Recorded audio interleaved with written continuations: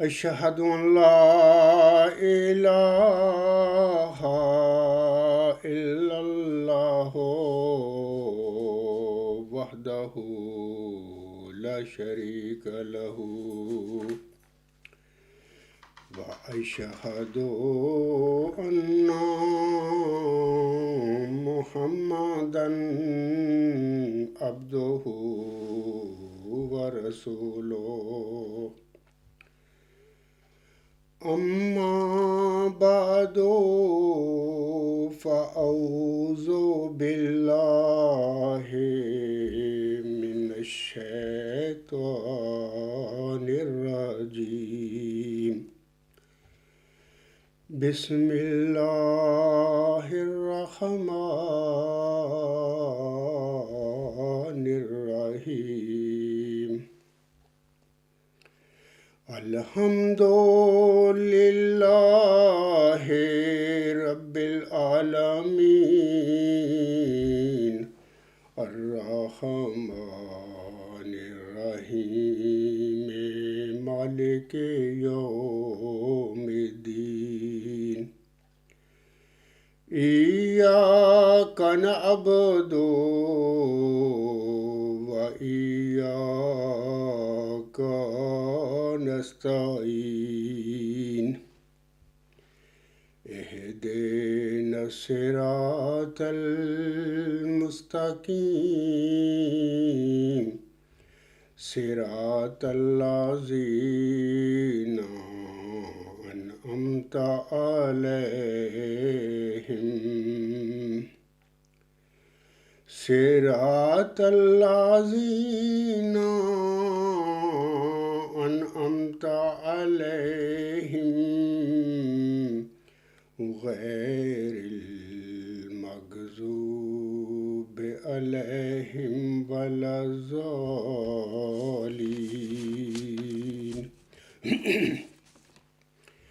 هو الأول والآخر والظاهر والباطن وهو بكل شيء عليم هو الذي خلق السماوات والأرض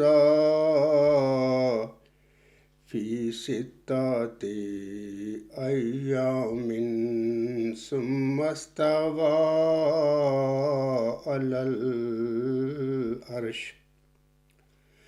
يعلم ما يلج في الأرض وما يخرج منها وما ينزل من السماء وما يعرج فيها وهو معكم أينما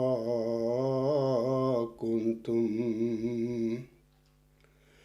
والله بما تعملون بصیر۔ یہ سورۃ الحدید کی آیت نمبر 4 اور آیت نمبر 5 دو آیات ہیں جن کی ابھی میں نے تلاوت کی ہے۔ ان آیات میں اللہ تعالیٰ فرماتا ہے وہی اول اور وہی آخر، یعنی اللہ تعالیٰ اپنی ذات کے بارے میں بتا رہا ہے اس آیت کریمہ میں کہ وہی اول اور وہی آخر، وہی ظاہر اور وہی باطن ہے، اور وہ ہر چیز کا دائمی علم رکھتا ہے۔ وہی ہے جس نے آسمانوں اور زمین کو 6 زمانوں میں پیدا کیا، پھر اس نے عرش پر قرار پکڑا۔ وہ جانتا ہے جو زمین میں داخل ہوتا ہے اور جو اس میں سے نکلتا ہے، اور جو آسمان سے اترتا ہے اور جو اس میں چڑھ جاتا ہے، اور وہ تمہارے ساتھ ہوتا ہے جہاں کہیں بھی تم ہو، اور جو تم کرتے ہو اللہ اس پر ہمیشہ گہری نظر رکھنے والا ہے۔ تو یہ تو ان دونوں آیات کا ترجمہ تھا۔ سامعین کرام، اللہ تعالیٰ کی ذات اور صفات کے حوالہ سے سورہ الحدید کی شروع کی 7 آیات علم و معرفت سے بھری پڑی ہیں، اور بطور خاص آیت نمبر 4 جو ہے وہ تو علم و معرفت میں کمال کی نشاندہی کرتی ہے۔ وہ آیت نمبر 4 یہ ہے کہ هو الاول والآخر والظاہر والباطن وہو بکل شیء علیم۔ چلہ ہوشیارپور میں بخشے گئے بانی جماعت احمدیہ یا محمدی مریم یا آخری زمانے کے موسیٰ حضرت مرزا غلام احمد علیہ السلام کو جو موعود نشان رحمت یا موعود ذکی غلام بخشا گیا تھا، اللہ تعالیٰ نے اس موعود نشان رحمت یا اس موعود ذکی غلام کی مرکزی علمی، الہامی اور قطعی نشانیوں کے حوالہ سے ملہم کو سورۃ الحدید کی آیت نمبر 4 کے مضمون کا ہی الہام کیا تھا۔ جیسا کہ اللہ تعالیٰ الہامی کلام میں فرماتا ہے، وہ سخت ذہین و فہیم ہوگا اور دل کا حلیم، اور علوم ظاہری و باطن سے پر کیا جائے گا۔ یہاں پر اللہ فرماتا ہے کہ وہ جو وجود ہوگا ذکی غلام، علوم ظاہری و باطنی سے پر کیا جائے گا۔ یعنی علوم ظاہری و باطنی کیا ہوتے ہیں؟ یعنی کہ وہ اللہ تعالیٰ کی صفات جو ظاہر اور باطن ہے اس کا وہ مظہر ہوگا، اس کا علم اللہ تعالیٰ اس کو بخشے گا۔ آگے اللہ فرماتا ہے، وہ سخت ذہین و فہیم ہوگا اور دل کا حلیم، اور علوم ظاہری و باطنی سے پر کیا جائے گا، اور وہ 3 کو 4 کرنے والا ہوگا۔ اس کے معنی سمجھ میں نہیں، ملم لکھتا ہے آگے، دوشنبہ ہے مبارک دوشنبہ، فرزند دل بند گرامی ارجمند، مظہر الاول والآخر، مظہر الحق والعلا، کان اللہ نزل من السماء۔ یہاں پر بھی ہم دیکھتے ہیں اللہ نے فرما دیا اول اور آخر جو اللہ تعالیٰ کی صفات ہیں اس کا بھی بتا دیا کہ وہ اس کا علم میں اس کے دوں گا، وہ اس طرح اول اور آخر کا مظہر ہوگا۔ اب دیکھیں کہ اول، آخر، ظاہر اور باطن چاروں جو اللہ کی صفات ہیں جن کا سورۃ الحدید کی آیت نمبر 4 میں ذکر ملتا ہے، هو الاول والآخر والظاہر والباطن، یہ چاریں صفات ہم دیکھتے ہیں کہ جس موعود ذکی غلام کی اللہ نے محمدی مریم حضرت مرزا غلام امسم کو چلہ ہوشیارپور میں آپ علیہ السلام کی دعائیں سن کر اور ان کے جواب میں جب وہ نشان رحمت کا وعدہ فرمایا، تو اس نشان رحمت، اس موعود ذکی غلام کی جو مرکزی علمی قطعی الہامی جو نشانیاں اللہ نے اس میں بیان فرمائی ہیں اپنے الہامی کلام میں، تو وہ جو سورۃ الحدید کی آیت نمبر 4 جو ہے، اگر دیکھا جائے تو اس حوالے سے سورۃ الحدید کی آیت نمبر 4 ہی جیسے کہ مرزا غلام صاحب پر نازل ہو گئی تھی، اور اللہ نے بتایا تھا کہ اے میرے بندے، میں جس ذکی غلام کو تجھے بخش رہا ہوں، وعدہ دے رہا ہوں، میں اپنی صورت جو ہے میری سورۃ الحدید اس کی آیت نمبر 4 میں جو میں نے صفات بیان فرمائی ہوئی ہیں، میں ان صفات کا اس کو مظہر بناؤں گا۔ جیسے کہ ابھی میں نے بتایا ہے کہ سورۃ الحدید کی آیت نمبر 4 میں یہ جو صفات ہیں یہ اس بات کا پتہ دیتی ہیں کہ علم و معرفت میں کمال اللہ تعالیٰ اس بندے کو بخشے گا جس کو ان صفات کا وہ مظہر بنائے گا۔ تو اس کے بعد میں سامعین کرام کو بتانا چاہتا ہوں کہ آج 23 ستمبر 2023 کا دن یعنی ہفتہ کا دن ہے، اور آج کا خاکسار کا جو لیکچر ہے وہ 144 یعنی 144 ہے اس کا نمبر۔ سامعین کرام، گزشتہ لیکچر 143 یعنی 143 میں خاکسار نے عرض کی تھی کہ یہ جو نشانیاں ہیں بھی جس کا میں نے ذکر کیا ہے کہ وہ سخت ذہین و فہیم ہوگا اور دل کا حلیم، اور علوم ظاہری و باطنی سے پر کیا جائے گا، اور وہ 3 کو 4 کرنے والا ہوگا۔ ملہم آگے لکھتا ہے کہ اس کے معنی سمجھ میں نہیں آئے۔ دوشنبہ ہے مبارک دوشنبہ، فرزند دل بند گرامی ارجمند، مظہر الاول بالآخر مظہر الحق والعلا کان اللہ نزل من السماء.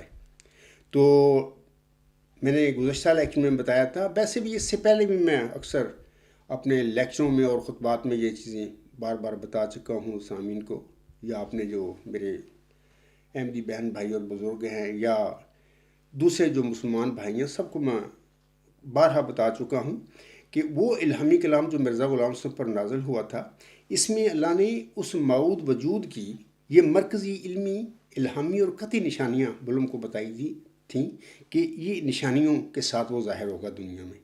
یا اللہ نے بتایا تھا ملہم کو کہ میں ان نشانیوں کو اس کے وجود میں جو سچا مصداق ہوگا میری اس وعدے کا، اس کے وجود میں یہ میں نشانیاں پوری فرما دوں گا. تو میں نے پہلے بھی کہا ہے، آج بھی کہتا ہوں کہ یہ جو ڈیوائن تھیری ہے ورچوئس گاڈ بھی الہامی الفاظ ہیں. تو یہ ڈیوائن تھیری جو کتاب ہے، تو یہ ساری ڈیوائن تھیری ہے، اور یہ ورچوئس گاڈ کے الفاظ بھی الہامی ہیں. تو ساری یہ کتاب میں اسی ڈیوائن تھیری کی تشریح ہے میں نے بیان کی ہوئی ہے. تو میں آج پھر بتا دیتا ہوں آپ لوگوں کو کہ اللہ تعالیٰ نے اس ڈیوائن تھیری میں، اس عاجز میں وہ تمام یہ نشانیاں جس کا ابھی میں نے ذکر کیا ہے، جس کا وعدہ اللہ تعالیٰ نے مرزا غلام احمد علیہ السلام سے چلہ ہوشیارپور میں فرمایا تھا، وہ ساری پوری کر دی ہیں. اور آج خاکسار سامعین کو ایک نشانی، یعنی کہ اللہ تعالیٰ فرماتا ہے وہ سخت ذہین و فہیم ہوگا اور دل کا حلیم. اس کے متعلق میں سامعین کو بتاؤں گا آج کچھ باتیں کہ کس طریقے سے اللہ تعالیٰ نے اس نشانی کو، اس علامت کو اس عاجز کے وجود میں کلیتاً ثابت فرما دیا ہے، یہ بخشی ہے، یعنی یہ نشانی اس عاجز کے وجود میں بخش دی ہے. لیکن میں سامعین کو یہ بھی بتانا چاہتا ہوں کہ یہ جو میں نے ابھی ذکر کیا ہے نا علامتوں کا، مرکزی علامتوں کا، تو ایک لیکچر میں یا ایک خطبہ تو میں ان کا سب کو نہیں بتا سکتا کہ کس طریقے سے اللہ تعالیٰ نے اس ڈیوائن تھیری میں ان ساری نشانیوں کو پورا فرمایا ہے. اس کے لیے تو پھر چند لیکچر مجھے ڈیلیور کرنے پڑیں گے، لیکن اس وقت میری مجبوری یہ ہے کہ میں بعض اپنی مصروفیات کی وجہ سے تسلسل کے ساتھ یہ لیکچر آپ لوگوں کے لیے ڈیلیور نہیں کر سکتا. اس کی وجہ یہ ہے کہ بعض ایسی مصروفیات ہیں میری کہ جس کی وجہ سے میں زیادہ وقت کیل سے باہر گزارتا ہوں، اور جہاں پر بھی میں اپنا ٹائم گزارتا ہوں وہاں پر میرے پاس کوئی ایسا سامان نہیں ہے کہ وہاں پر میں آپ کو ویڈیو میں اپنا لیکچر ڈیلیور کر کے دوں، تاکہ آپ لوگوں کو پھر سمجھ بھی آئے، کیونکہ ویڈیو میں جو لیکچر ہوتا ہے اس کی سمجھ بھی آتی ہے اور لوگ سنتے بھی ہیں اس کو. آڈیو جو لیکچر ہوتا ہے اس میں نہ میں کچھ چیز دکھا سکتا ہوں، نہ لوگ مجھے دیکھتے ہیں، میری آواز سن رہے ہوتے ہیں، تو اس میں پھر لوگوں کی دلچسپی کم ہوتی ہے آڈیو جو لیکچر ہوتا ہے. تو اس لیے میں کہہ رہا ہوں کہ میری یہ مجبوری ہے آج کل کہ میں کیل سے باہر رہتا ہوں، اس لیے آج میں ایک لیکچر میں دے رہا ہوں. پہلی نشانی جو وہ سخت ذہین و فہیم ہوگا اور دل کا حلیم، اس کے حوالے سے میں بتاؤں گا سامعین کو کہ کس طریقے سے اللہ نے اس نشانی کو اس عاجز کے وجود میں پورا فرمایا ہے. باقی مزہ تو زیادہ تھا کہ میں تسلسل کے ساتھ 4-5 لیکچر جتنے بھی تھے میں ساری نشانیوں کو آپ لوگوں کو بتاتا کہ کس طریقے سے اللہ تعالیٰ نے ان سب نشانیوں کو اس ڈیوائن تھیری میں اللہ نے اس عاجز کے وجود میں پورا فرما دیا ہے. پورا اس طرح فرمایا ہے کہ اللہ نے مجھے علم دیا اپنی ان صفات کا، جس کا اللہ نے وعدہ چلہ ہوشیارپور میں دی گئی الہامی پیشگی میں فرمایا تھا ملہم سے. تو ظاہر ہے کہ جب مجھے علم ملا ہے اللہ تعالیٰ کی طرف سے، تو اس علم کے ساتھ پھر میں نے اس ڈیوائن تھیری کو لکھا، اور اللہ کی مدد کے ساتھ لکھا اور روح القدس کے ساتھ لکھا. جیسے جیسے اللہ تعالیٰ انکشاف کرتا رہا مجھ پر، تو اس کے ساتھ ساتھ میں اس کو پھر نوٹس لیتا رہا، اور اس کے بعد پھر میں نے اس کو لکھا.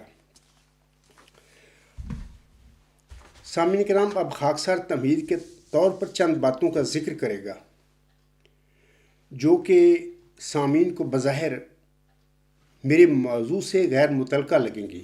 بعض سمجھیں گے کہ یہ جنبا صاحب جو باتیں کر رہے ہیں، جنبا صاحب کا موضوع تو یہ تھا آج کہ وہ سخت ذہین و فہیم ہوگا اور دل کا حلیم. تو تو یہ جو باتیں جو بس اب کر رہا ہے اس کا تو مجھ سے تعلق نہیں ہے، لیکن میں بیفور ٹائم آپ لوگوں کو بتاتا ہوں کہ آپ سنیں میری ان باتوں کو. جب لیکچر کے آخر پر میں پہنچوں گا تو آپ کو پتہ لگ جائے گا کہ یہ جو تمہیدی باتیں میں کرنے لگا ہوں تو یہ ساری میری موضوع سے متعلقہ ہے. بظاہر ایسی لگیں گی آپ لوگوں کو کہ جیسے میں غیر متعلقہ باتیں آپ لوگوں کو سنا رہا ہوں. یہ سب باتیں جو ہیں انشاءاللہ تعالی جو میں بیان اب کروں گا، اس میں پھر یہ جو نشانی ہے نا جس کا میں نے ابھی ذکر کیا ہے کہ اللہ نے وعدہ فرمایا تھا مرزا غلام علیہ السلام سے کہ وہ جو وجود ہوگا ذکی غلام یا نشان رحمت، وہ سخت ذہین و فہیم اور دل کا حلیم ہوگا. تو انشاءاللہ یہ باتیں اس میں ثابت ہو جائیں گی. میرے روحانی واقعہ کا آغاز سامعین کرام 10 دسمبر 1983 کو ہوا تھا. کافی میں اس کا ذکر کر چکا ہوں کہ میں یونیورسٹی میں ہی میرے دل میں ایک سوال اللہ نے پیدا فرما دیا کہ سقراط نے جس نیکی کو علم فرمایا ہوا ہے، اس نیکی کی حقیقت، اس کی ماہیت کیا ہے؟ یعنی وہ نیکی کیا ہے، وہ علم کیا ہے جن کو سقراط نے اپنے مشہور و معروف جو اس کی کانسیپٹ ہے نیکی علم ہے، تو ان دونوں کا مطلب کیا ہے؟ تو یہ سوال میرے یونیورسٹی کے دنوں میں ہی پیدا ہو گیا تھا. تو میں نے پھر یہ سمجھ لیا تھا یا ایک دل میں عہد کر لیا تھا کہ جب بھی موقع ملے گا تو میں اس کے متعلق کوشش کروں گا جاننے کے لیے. تو یونیورسٹی سے فارغ ہونے کے بعد پھر ساری باتیں میں نے آپ کو بتائی ہوئی ہیں، اور ان کا میری کتاب غلام مسیح الزمان کے مقدمہ میں تفصیل سے ذکر موجود ہے. تو میں ان باتوں کو تفصیل میں نہیں بتانا چاہتا اور وقت بچا رہا ہوں کہ اور باتیں آپ لوگوں کو بتاؤں. جن لوگوں نے ان باتوں کو نہیں سنا ہوا پہلے میرے منہ سے یا وہ جانتے نہیں ان باتوں کو، تو میں ان سے کہوں گا کہ میرے گزشتہ لیکچر اور میرے خطبات سنیں، یا میری کتاب جو غلام مسیح الزمان ہے اردو میں لکھی گئی ہے اس کے مقدمے کو پڑھ لیں. تو ساری باتیں جو ابھی میں چھوڑ بھی رہا ہوں، بعض باتیں بتاؤں گا، بعض چھوڑ دوں گا، ساری آپ لوگوں کو پتہ لگ جائے گا. تو میں بتا رہا تھا کہ وہ 10 دسمبر 1983 میں ہی میں علم کی ماہیت جاننے کے لیے اور نیکی کی ماہیت جاننے کے لیے میں نے اللہ تعالیٰ کے حضور بہت دعائیں بھی کیں اور اپنی کوشش بھی کی. لیکن میں جب بالکل سمجھ بیٹھا کہ یہ میری بس کی بات نہیں ہے، میں تو ان باتوں کو نہیں جان سکتا، تو پھر میں نے دل میں میرے آیا کہ میں اللہ سے دعا کروں، اللہ سے پوچھوں کہ اے اللہ میاں، یہ سقراط نے یہ جو کہا تھا ورچو ایز نالج، اس کی حقیقت کیا ہے؟ تو پھر جمعہ کا دن تھا، کوئی مبارک جمعہ کا دن تھا، تو میں جمعہ پڑھ کے آیا تو میں غور و فکر شروع کر دیا. غور و فکر کے دوران ہی پھر میں سمجھتا ہوں کہ میرے دل میں تحریک پیدا ہو گئی. اللہ تعالیٰ کی طرف سے تھی کہ میں اللہ سے پوچھوں. تو میں قبلہ رخ چارپائی پر بیٹھا ہوا تھا، قبلہ رخ ہو کر میں نے سجدہ ریز اللہ تعالیٰ کے حضور ہو گیا، اور میں نے اس سجدہ میں چند دعائیں پڑھیں. وہ دعائیں اس طرح تھیں، اور یہ جو دعائیں ہیں مرزا غلام صاحب پر الہام ہوئی ہیں. اور ایک دعا جو ہے وہ رب زدنی علما ہمارے پیارے آقا محمد مصطفیٰ احمد مجتبیٰ صلی اللہ علیہ وسلم پر بھی الہام ہوئی ہے، اور سورۃ طٰہٰ کی آیت نمبر 115 میں اس کا ذکر ملتا ہے. تو وہ دعائیں بھی میں پڑھ دیتا ہوں آپ لوگوں کے آگے. وہ دعائیں کیا تھیں کہ میں نے دعا کی تھی اللہ تعالیٰ کے حضور کہ رب زدنی علما، اے میرے رب مجھے میرے علم میں زیادتی عطا فرما. رب علمنی ما ہوا خیر عندک، اے میرے رب مجھے وہ کچھ سکھلا جو تیرے نزدیک میرے لیے بہتر ہے. رب ارنی انوار کلیات، اے میرے رب مجھے وہ اپنے تمام انوار دکھلا جو محیط کل ہیں. رب ارنی حقائق الاشیاء، اے میرے رب مجھے اشیاء کے حقائق دکھلا. جو پانچویں اور آخری دعا ہے وہ اردو میں ہی ہے، اے ازلی عبدی خدا مجھے زندگی کا شربت پلا. تو یہ دعائیں پھر میں نے کرنی شروع کر دیں، اور سجدہ میں ہی اللہ تعالیٰ کے حضور کرتا رہا. یہ 8-10 منٹ کا سجدہ تھا. تو اس میں سجدے کے دوران ہی مجھے نہ صرف احساس ہو گیا بلکہ قطعی مجھے علم ہو گیا کہ اللہ نے میری دعائیں سن لی ہیں.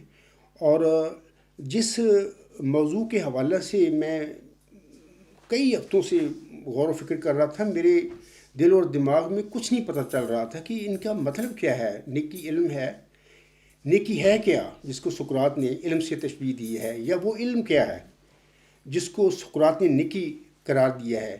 تو کئی ہفتوں کی محنت کے بعد بھی میں لے مین تھا، صفر میرا علم تھا. تو اس سجدے میں ان دعاؤں پڑھنے کے بعد 8-10 منٹ کا سجدہ تھا. میں کہہ رہا تھا کہ نہ صرف مجھے احساس ہو گیا بلکہ یقین ہو گیا کہ اللہ نے میری دعائیں سن لی ہیں، اور مجھے سجدہ میں ہی 8-10 منٹ میں ہی بہت زیادہ علم مجھے مل گیا. یعنی اللہ تعالیٰ نے ایسا مجھے محسوس ہوا کہ جیسے اللہ نے علم و حکمت کے چشمے جو ہیں میری طرف پھیر دی ہیں دل کی طرف، اور وہ اس سے میرے دل لبالب بھرتا جا رہا ہے. اور میں اکثر کہا ہے، آج بھی کہہ دیتا ہوں کہ 8-10 منٹ کا یہ واقعہ اتنا شدید تھا، روحانی واقعہ، کہ ایسے لگا کہ جیسے بندہ ہی بدل گیا. یعنی اس واقعے کے بعد میں جو عبدالغفار سجدہ ریز ہوا تھا اللہ تعالیٰ کے حضور، نیکی علم ہے کہ حقیقت جاننے کے لیے میں نے دعائیں کی تھیں، تو وہ عبدالغفار سجدہ میں تحلیل ہو کے ایک نیا عبدالغفار بن گیا.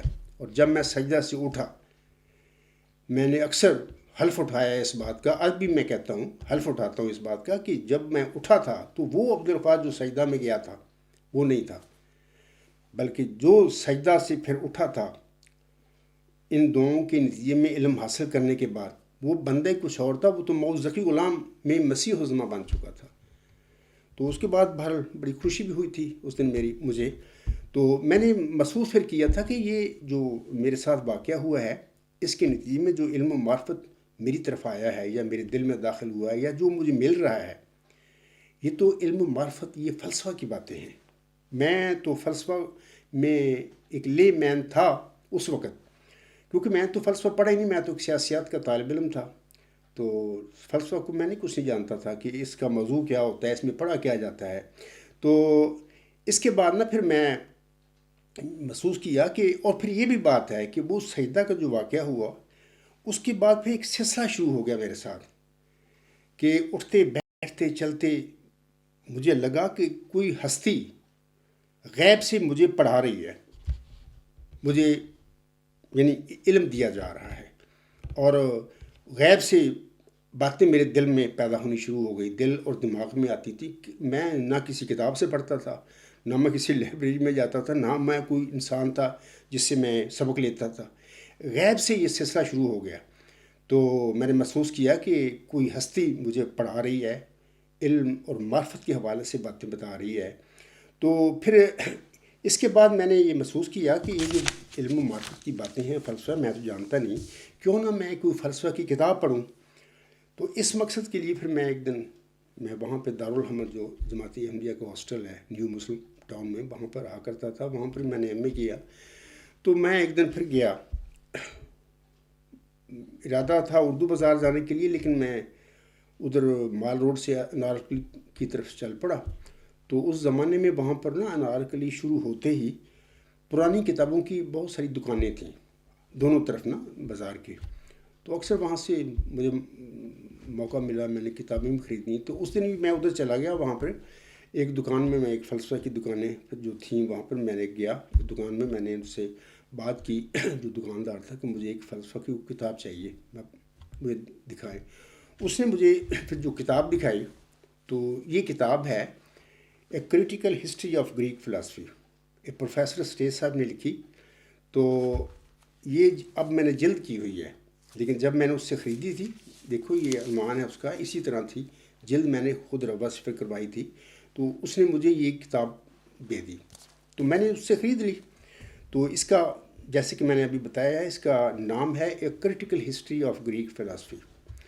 تو میں آپ لوگوں کو یہ بات بتانا چاہتا ہوں کہ جیسے جیسے میں اس کتاب کو میں نے پڑھنا شروع کیا، جیسے جیسے میں کتاب پڑھتا چلا گیا، ایسے مجھے لگا کہ جیسے میں نے دعائیں کی ہیں، ان دعاؤں میں جو میں نے علم مانگا ہے اللہ سے، وہ اس علم کے حوالے سے جتنے بھی سوالات تھے، وہ جیسے جیسے میں کتاب پڑھتا چلا گیا، وہ سوالوں کے جواب مجھے ملتے گئے، میں نوٹس دیتا گیا. تو جب میں نے کتاب ختم کر لی، ایسا مجھے محسوس ہوا تو اللہ تعالیٰ نے پورا جو میں نے علم مانگا، اسے دعائیں کی ہیں، اور بطور خاص نیکی علم ہے کے حوالہ سے جو میرے سوالات تھے، ان سب کا اس کتاب پڑھنے کے بعد مجھے جواب مل گیا. ہو سکتا ہے کوئی اور آدمی پڑھے اس کتاب کو، بہت سارے پڑھتے ہیں دنیا میں، یہ یونیورسٹی میں پڑھائی جاتی ہے کتاب. تو بہت سارے پڑھتے بھی ہوں گے، پہلے بھی لوگوں نے پڑھی ہوگی، اب بھی پڑھیں گے، میرے لیکچر کے بعد بھی لوگ پڑھیں گے. ہو سکتا ہے کہ جو واقعہ میں بتا رہا ہوں، جس طرح مجھے میرے سوالوں کے جواب مل گئے، ہو سکتا ہے کہ باقی ریڈر جو ہیں ان کو وہ ان کی کیفیت نہ ہو، ان کو سوالوں کے جواب نہ اس کتاب پڑھنے کے ساتھ مل سکے. لیکن ایک بات پکی ہے، یہ یاد رکھیں کہ یہ کتاب بڑی مفید ہے. فلسفہ کے جو طالب علم ہیں، جو فلسفہ کے حوالے سے کو جاننا چاہتے ہیں، تو ان کو یہ چاہیے، میں ان کو یہ ریکمینڈ کروں گا، یہ جو عام لوگ ہیں بھی یہ اس کتاب کو ضرور ایک دفعہ پڑھیں. تو اس میں بنیادی چیزیں آپ لوگوں کو ملیں گی جو بھی اس کو پڑھے گا. باقی یہ جو میرے ساتھ واقعہ ہوا ہے، تو ابھی میں نے بتایا کہ میرے تمام سوال جو تھے نیکی علم ہے کے حوالے سے، ان کے جواب مل گئے. یہ خدا کی کوئی تدبیر تھی، کوئی ایسا انہیں اللہ نے یہ کیا. تو میں سمجھتا ہوں کہ یہ جو واقعہ میرے ساتھ اس کتاب ایک critical history of Greek philosophy پڑھنے کا واقعہ جو ہوا، یہ واقعہ بھی ایسا ہی ملتا جلتا ہے جیسا کہ آج سے 1200 سال پہلے ابن سینا کے ساتھ ایک واقعہ ہوا تھا. یہ واقعہ جو میرا ہے اس سے ملتا جلتا واقعہ تھا. میں آپ لوگوں کو ابن سینا کے بارے میں کچھ باتیں بتا دیتا ہوں، اور واقعہ بھی بتاؤں گا میں آج کہ اس کے ساتھ کیا ہوا. تو پھر آپ دیکھ لینا کہ میرے ساتھ جو ہوا، جو میں بتا رہا ہوں، نہیں وہی چیز ہوئی. یاد رکھیں کہ یہ جو ابن سینا ہے، اس کا پورا نام جو ابو الحسین بن عبداللہ بن سینا ہے، اور لاطینی میں اسے ایب سینا اور عبرانی میں ایب سینا کہتے ہیں. وہ بخارا کے نواح میں یرمسیان کے قریب افشنا نامی گاؤں میں 980 ہجری میں پیدا ہوا، اور ہمدان میں بروز جمعۃ المبارک 1037 میں فوت ہوا، اور اسی شہر میں یہ دفن ہے. تو میں اس کے ساتھ کیا واقعہ ہوا، میں چاہتا ہوں کہ آپ لوگوں کو اس کے حوالے سے ایک اقتباس ہے، ایک کتاب ہے، اس کا نام ہے سرگزشت فلسفہ. تو اس کے لکھنے والے ڈاکٹر نصیر احمد ناصر سابق وائس چانسلر اسلامیہ یونیورسٹی بہاولپور کے ہیں. آج کل پتہ نہیں وہ باقاعدہ حیات ہیں یا اس دنیا سے گزر چکے ہیں. بہرحال یہ کتاب مجھے موقع ملا، میں دکھا بھی دیتا ہوں اس کتاب کو، یہ میں نے پڑھی ہے. تو اس میں ابن سینا جو ہے وہ اپنا واقعہ بیان کرتا ہے. تو اس کے کسی شاگرد نے آگے ان کے منہ سے سن کے لکھا واقعہ، تو آگے پھر چلتا چلتا پھر میرے تک بھی پہنچ گیا، اس کتاب میں لکھا گیا تھا. یہ واقعہ اس طرح ہے کہ ابن سینا کو سامعین کرام ارسطو ثانی اور معلم ثانی کہا جاتا ہے. ابن سینا کے ایک شاگرد ابو عبید جرجانی نے اپنے استاد کے حالات زندگی انہی کی زبانی بیان کی ہیں. جیسا کہ علامہ ابن ابی اسیبہ نے عیون الانبار فی طبقات الاتباع، یہ کتاب ہے کوئی، یہ قاہرہ سے 1883 میں شائع ہوئی تھی، میں ان کے متعلق اس طرح نقل کیا ہے. ابن سینا فرماتے ہیں، میں 5 یا 6 برس کا تھا کہ میرے والد نے 2 بار بخارا کا رخ کیا اور ہمیں بھی ساتھ لے گئے. وہیں میری تعلیم کا آغاز ہوا. 10 برس کی عمر کو پہنچنے تک میں قرآن مجید حفظ کر چکا تھا اور علم بھی اچھا خاصا حاصل کر لیا تھا. چند سال بعد میں نے مختلف اساتذہ سے ریاضی، فقہ اور علم الکلام کی تعلیم پائی. اس زمانے میں عبداللہ الناتلی ایک عالم بخارا آیا. میرے والد نے اسے اپنے ہاں مہمان رہنے کی دعوت دی. اس عالم سے میں نے منطق اور فلسفہ سیکھا اور اپنی آخری اسباق میں کتاب المجزتی تک پہنچ گیا. اس کے ساتھ ساتھ میں طب بھی سیکھتا رہا اور مریضوں کے معائنے سے اپنے علم کی تکمیل میں منہک رہا. 18 سال کی عمر تک اسی طرح لگاتار کوشش کرتا رہا. راتوں کو بھی پڑھنے لکھنے میں مشغول رہتا تھا. نیند آ لیتی تھی تو نبیذ یا ایسی چیز کوئی پی لیتا تھا جس سے وہ جاتی رہتی تھی. اچھا، ابھی یہ بھی کوئی اتفاق ہے کہ یہ جو بات انہوں نے لکھی ہے ابن سینا نے، وہ لکھتے ہیں کہ نیند آ لیتی تھی تو، یعنی وہ لکھتے ہیں کہ راتوں کو بھی پڑھنے لکھنے میں مشغول رہتا تھا. نیند آ لیتی تھی تو نبیذ ایسی کوئی چیز پی لیتا تھا جس سے وہ جاتی رہتی تھی. بہرحال یہ اتفاق میں کہوں گا کہ اس عاجز کو بھی لوگ جانتے ہیں، میری جماعت ساری جانتی ہے. میں نے ان کو بتایا ہوا ہے کہ اکثر میں ساری رات کام کرتا ہوں، لکھنے پڑھنے کا کام ہوتا ہے میرا۔ صبح کے وقت پھر میں نماز سے فارغ ہو کر صبح کی تو میں پھر سوتا ہوں، تو پھر 12-1 بجے پھر میں بیدار ہوتا ہوں۔ تو بہرحال یہ تو لکھتے ہیں نا سینا صاحب کے نبیذ یا کوئی ایسی چیز پی لیتا تھا، میں تو کبھی ہاں چائے ضرور پیتا ہوں، اور بچپن سے یہ عادت ہے چائے پینے کی، باقی کوئی ایسی ضرورت نہیں ہوتی مجھے، تو میں تو اپنا کام کرتا رہتا ہوں۔ لیکن یہ دیکھیں نا، یہ کوئی ایسا اتفاق ہو گیا ہے ان کے ساتھ، یہ انہوں نے خود لکھا ہوا ہے کہ میں راتوں کو بھی لکھنے پڑھنے کا کام کرتا رہتا، تو یہ الحمدللہ اس عاجز کو بھی اس طرح مجھے زندگی میں موقع ملا ہے۔ تو وہ آگے وہ لکھتے ہیں، اور میں عصر 9 محنت شروع کر دیتا تھا۔ اکثر یوں بھی ہوتا تھا کہ بعض ایسے مسائل جنہیں میں جاگتے میں حل نہیں کر سکتا تھا، خواب کی حالت میں حل ہو جاتے تھے۔ بعد ازاں الطبیعیات کے مطالعہ میں مشغول ہو گیا۔ یہ الطبیعیات کے حوالے سے میں آپ لوگوں کو بتاتا ہوں کہ یہ ارسطوٹل یا ارسطو کی شورى آفاق کتاب ہے، میٹا فزکس، اس کے حوالے سے اگر وہ بات بھی کرے گا، یہ اس کی طرف وہ اشارہ کر رہا ہے۔ بعد ازاں الطبیعیات کے مطالعہ میں مشغول ہو گیا۔ میں نے ارسطو کی کتاب ما بعد طبیعہ کو 40 بار پڑھا، لیکن کچھ سمجھ نہ سکا، جس سے میں مایوس ہو گیا۔ اتفاق سے ایک دن ایک کتاب نیلام ہو رہی تھی۔ ایک دلال نے مجھے اسے خریدنے کو کہا۔ یہ حکیم فارابی کی کتاب تھی جو ما بعد طبیعیات پر تھی، اور جس کے مسائل حل کرنے سے میں قاصر تھا۔ اس خیال سے کہ یہ کتاب میرے کام کی نہیں ہے، میں خریدنا نہیں چاہتا تھا، لیکن دلال چونکہ بار بار یہ کہہ رہا تھا کہ مالک کو پیسے کی ضرورت ہے، لہذا کتاب سستے داموں میں مل جائے گی، میں نے وہ مول لے لی اور گھر پہنچتے ہی اس کے مطالعے میں مستغرق ہو گیا۔ چنانچہ تمام ما بعد طبیعتی مسائل کو جو میری سمجھ میں نہیں آتے تھے اب سمجھ گیا۔ اس سے مجھے بے حد مسرت ہوئی، اور میں اللہ تعالیٰ کا شکر کرتے ہوئے سجدے میں گر گیا، نیز میں نے مسکینوں کو خیرات بھی دی۔ تو یہ دیکھیں، یہ واقعہ 1200 سال پہلے کی یہ باتیں ہیں، ان سے ہوا۔ تو میرے ساتھ بھی، میں بھی ایک لے مین تھا اس زمانے میں تو فلسفہ پڑھا ہی نہیں تھا، تو یہ معاملے سارے، دعائیں جو تھیں ساری، مطلب کہ لاشعوری میں سارے کام میں نے کیے۔ تو اللہ کے حضور پھر دعائیں کیں، اور پھر اللہ نے سنی دعائیں، پھر علم شروع ہو گیا، لیکن فلسفہ کو میں نہیں جانتا تھا۔ تو بہرحال ابھی میں نے بتایا کہ وہ کتاب خریدی میں نے، critical history of Greek philosophy. اس کو پڑھنے کے بعد تقریباً سارے میرے سوالات جو رہے ان کے جواب میری اسی کتاب، ایک کتاب میں مل گئے۔ یہ کیسے لوگ سوچیں گے کہ یار جمبا صاحب کیا کہتا ہے، کوئی یار ایک تھیسس لکھنے کے لیے، یا مثال کے طور پر یہ بھی ایک تھیسس ہی ہے ایک قسم کا، لکھنے کے لیے تو بڑی سینکڑوں کتابیں پڑھنی پڑتی ہیں۔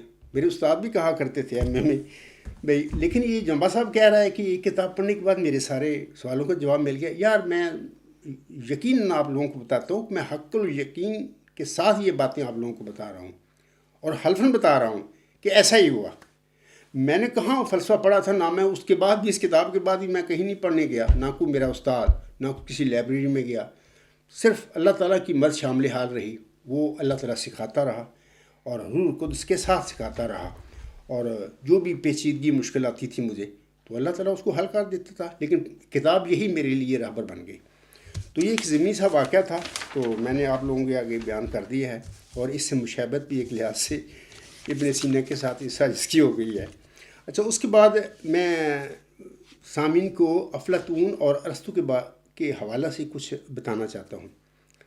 بظاہر یہ بھی باتیں ایسے لگیں گی سامعین کو کہ جیسے کہ جمبا صاحب کا موضوع تو یہ ہے کہ اللہ نے وعدہ فرمایا مرزا غلام احمد علیہ السلام سے کہ اس کی ایک نشانی ہوگی کہ وہ سخت ذہین و فہیم ہوگا اور دل کا حلیم۔ تو یہ افلاطون اور ارسطو کی باتیں جمبا صاحب بتانے لگی ہیں، تو میں انشاءاللہ آخر پہ آپ دیکھیں گے کہ یہ ساری باتیں مترکہ بن جائیں گی۔ یاد رکھیں کہ یہ جو افلاطون تھا یہ سقراط کا شاگرد تھا۔ یہ 2300 سال پہلے کی باتیں ہیں، یونان میں ایتھنس کی، تو یہ اس کا شاگرد ہو گیا۔ تو آخر میں جب اس کی سزائے موت ہوئی تو اس وقت بھی جو اس کے قریبی حواری تھے ان میں یہ بھی افلاطون بھی تھا اس میں وہاں پر۔ تو اس کے بعد پھر سقراط کو پھر زہر دے دیا گیا، وہ تو اس دنیا سے چلا گیا۔ تو افلاطون نے پھر بہت کتابیں پھر لکھی ہیں، اس کے بڑے رسالے ہیں، اور سقراط نے خود کبھی کوئی لفظ نہیں لکھا، یعنی وہ زبانی پڑھاتا تھا، یعنی یہ اس کی جتنے شاگرد تھے، حواری تھے، ان میں افلاطون بھی تھا، وہ سب زبانی لیکچر دیا کرتا تھا، مسائل جو تھے علم و حکمت کے وہ بتایا کرتا تھا، لیکن زبانی۔ تو یہ بھی ضمنی سی بات ہے، یہ کتاب جب پڑھیں گے نا تو میں نے وہاں پر ایک دلائل کے ساتھ ثابت کیا ہے کہ وہ محض ایک خشک مفکر نہیں تھا، بلکہ وہ اللہ تعالیٰ کا برگزیدہ نبی اور رسول تھا، اور جو ایتھنس کے لوگوں کے لیے اللہ نے مأمور فرمایا تھا۔ تو میں بتا رہا تھا کہ جب وہ فوت ہو گیا تو افلاطون نے پھر بہت ساری کتابیں لکھیں، تو الحمدللہ میرے پاس ہیں ساری کتابیں، افلاطون کی بھی ہیں، ارسطو کی بھی ہیں، تو جس حد تک ہو سکا میں نے ان کا مطالعہ بھی کیا ہوا ہے۔ تو افلاطون نے جتنے رسالے لکھے، بڑی بڑی ضخیم کتابیں بھی ہیں ان کی، اس میں یہ سقراط کا ایک کردار ضرور ملتا ہے ہمیں اس کی ہر کتاب میں۔ تو اس طریقے سے پھر اس نے سقراط سے جو اس نے سیکھا تھا، وہ جو فلسفہ تھا، وہ سارا اس کا پھر آہستہ آہستہ اپنی کتابوں میں وہ بیان کرتا چلا گیا۔ اس طرح ہم جب دیکھتے ہیں کہ سقراط نے خود تو کچھ نہیں لکھا، لیکن افلاطون کے ذریعے اس کی ساری فلسفی جو ہے وہ آگے اس کے شاگرد نے اپنی کتابوں میں بیان کر دی۔ تقریباً ہر رسالے میں، ہر کتاب میں اس کا کردار ملتا ہے سقراط کا، تو وہ ڈائلاگ کی صورت میں پھر اکثر اس کی کتابیں ہیں۔ تو وہ اس نے پھر سارے اپنے استاد کا جو فلسفہ تھا، علم و حکمت کی باتیں تھیں، وہ ان میں بیان کر دی ہیں۔ ایک بات یاد رکھیں کہ یہ جو میں ورچوئس نالج کی میں بات کر رہا ہوں، کہ جہاں سے اس عاجز کا معاملہ بھی شروع ہوا، تو اس نیکی کی ماہیت، دا ایسنس آف ورچو، اس کے حوالے سے یاد رکھیں، ضمنی سی بات ہے کہ اس کا جو شاگرد افلاطون جس کی میں بات کر رہا ہوں، اس نے اس کے بعد ایک تھیوری آف آئیڈیاز، یعنی نظریہ تصورات یا نظریہ امثال لکھا۔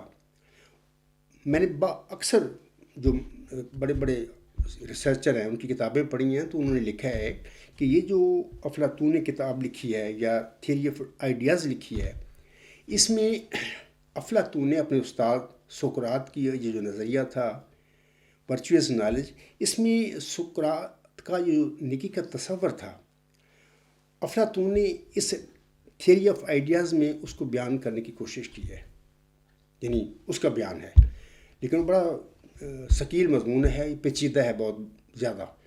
تو بہرحال میں یہ سمجھتا ہوں جتنا میں ان کو پڑھا ہے، تو بہرحال ٹھیک ہے انہوں نے لکھا ہے، اور 2300 سال پہلے اس قسم کا نظریہ لکھنا نہیں بہت بڑی بات ہے۔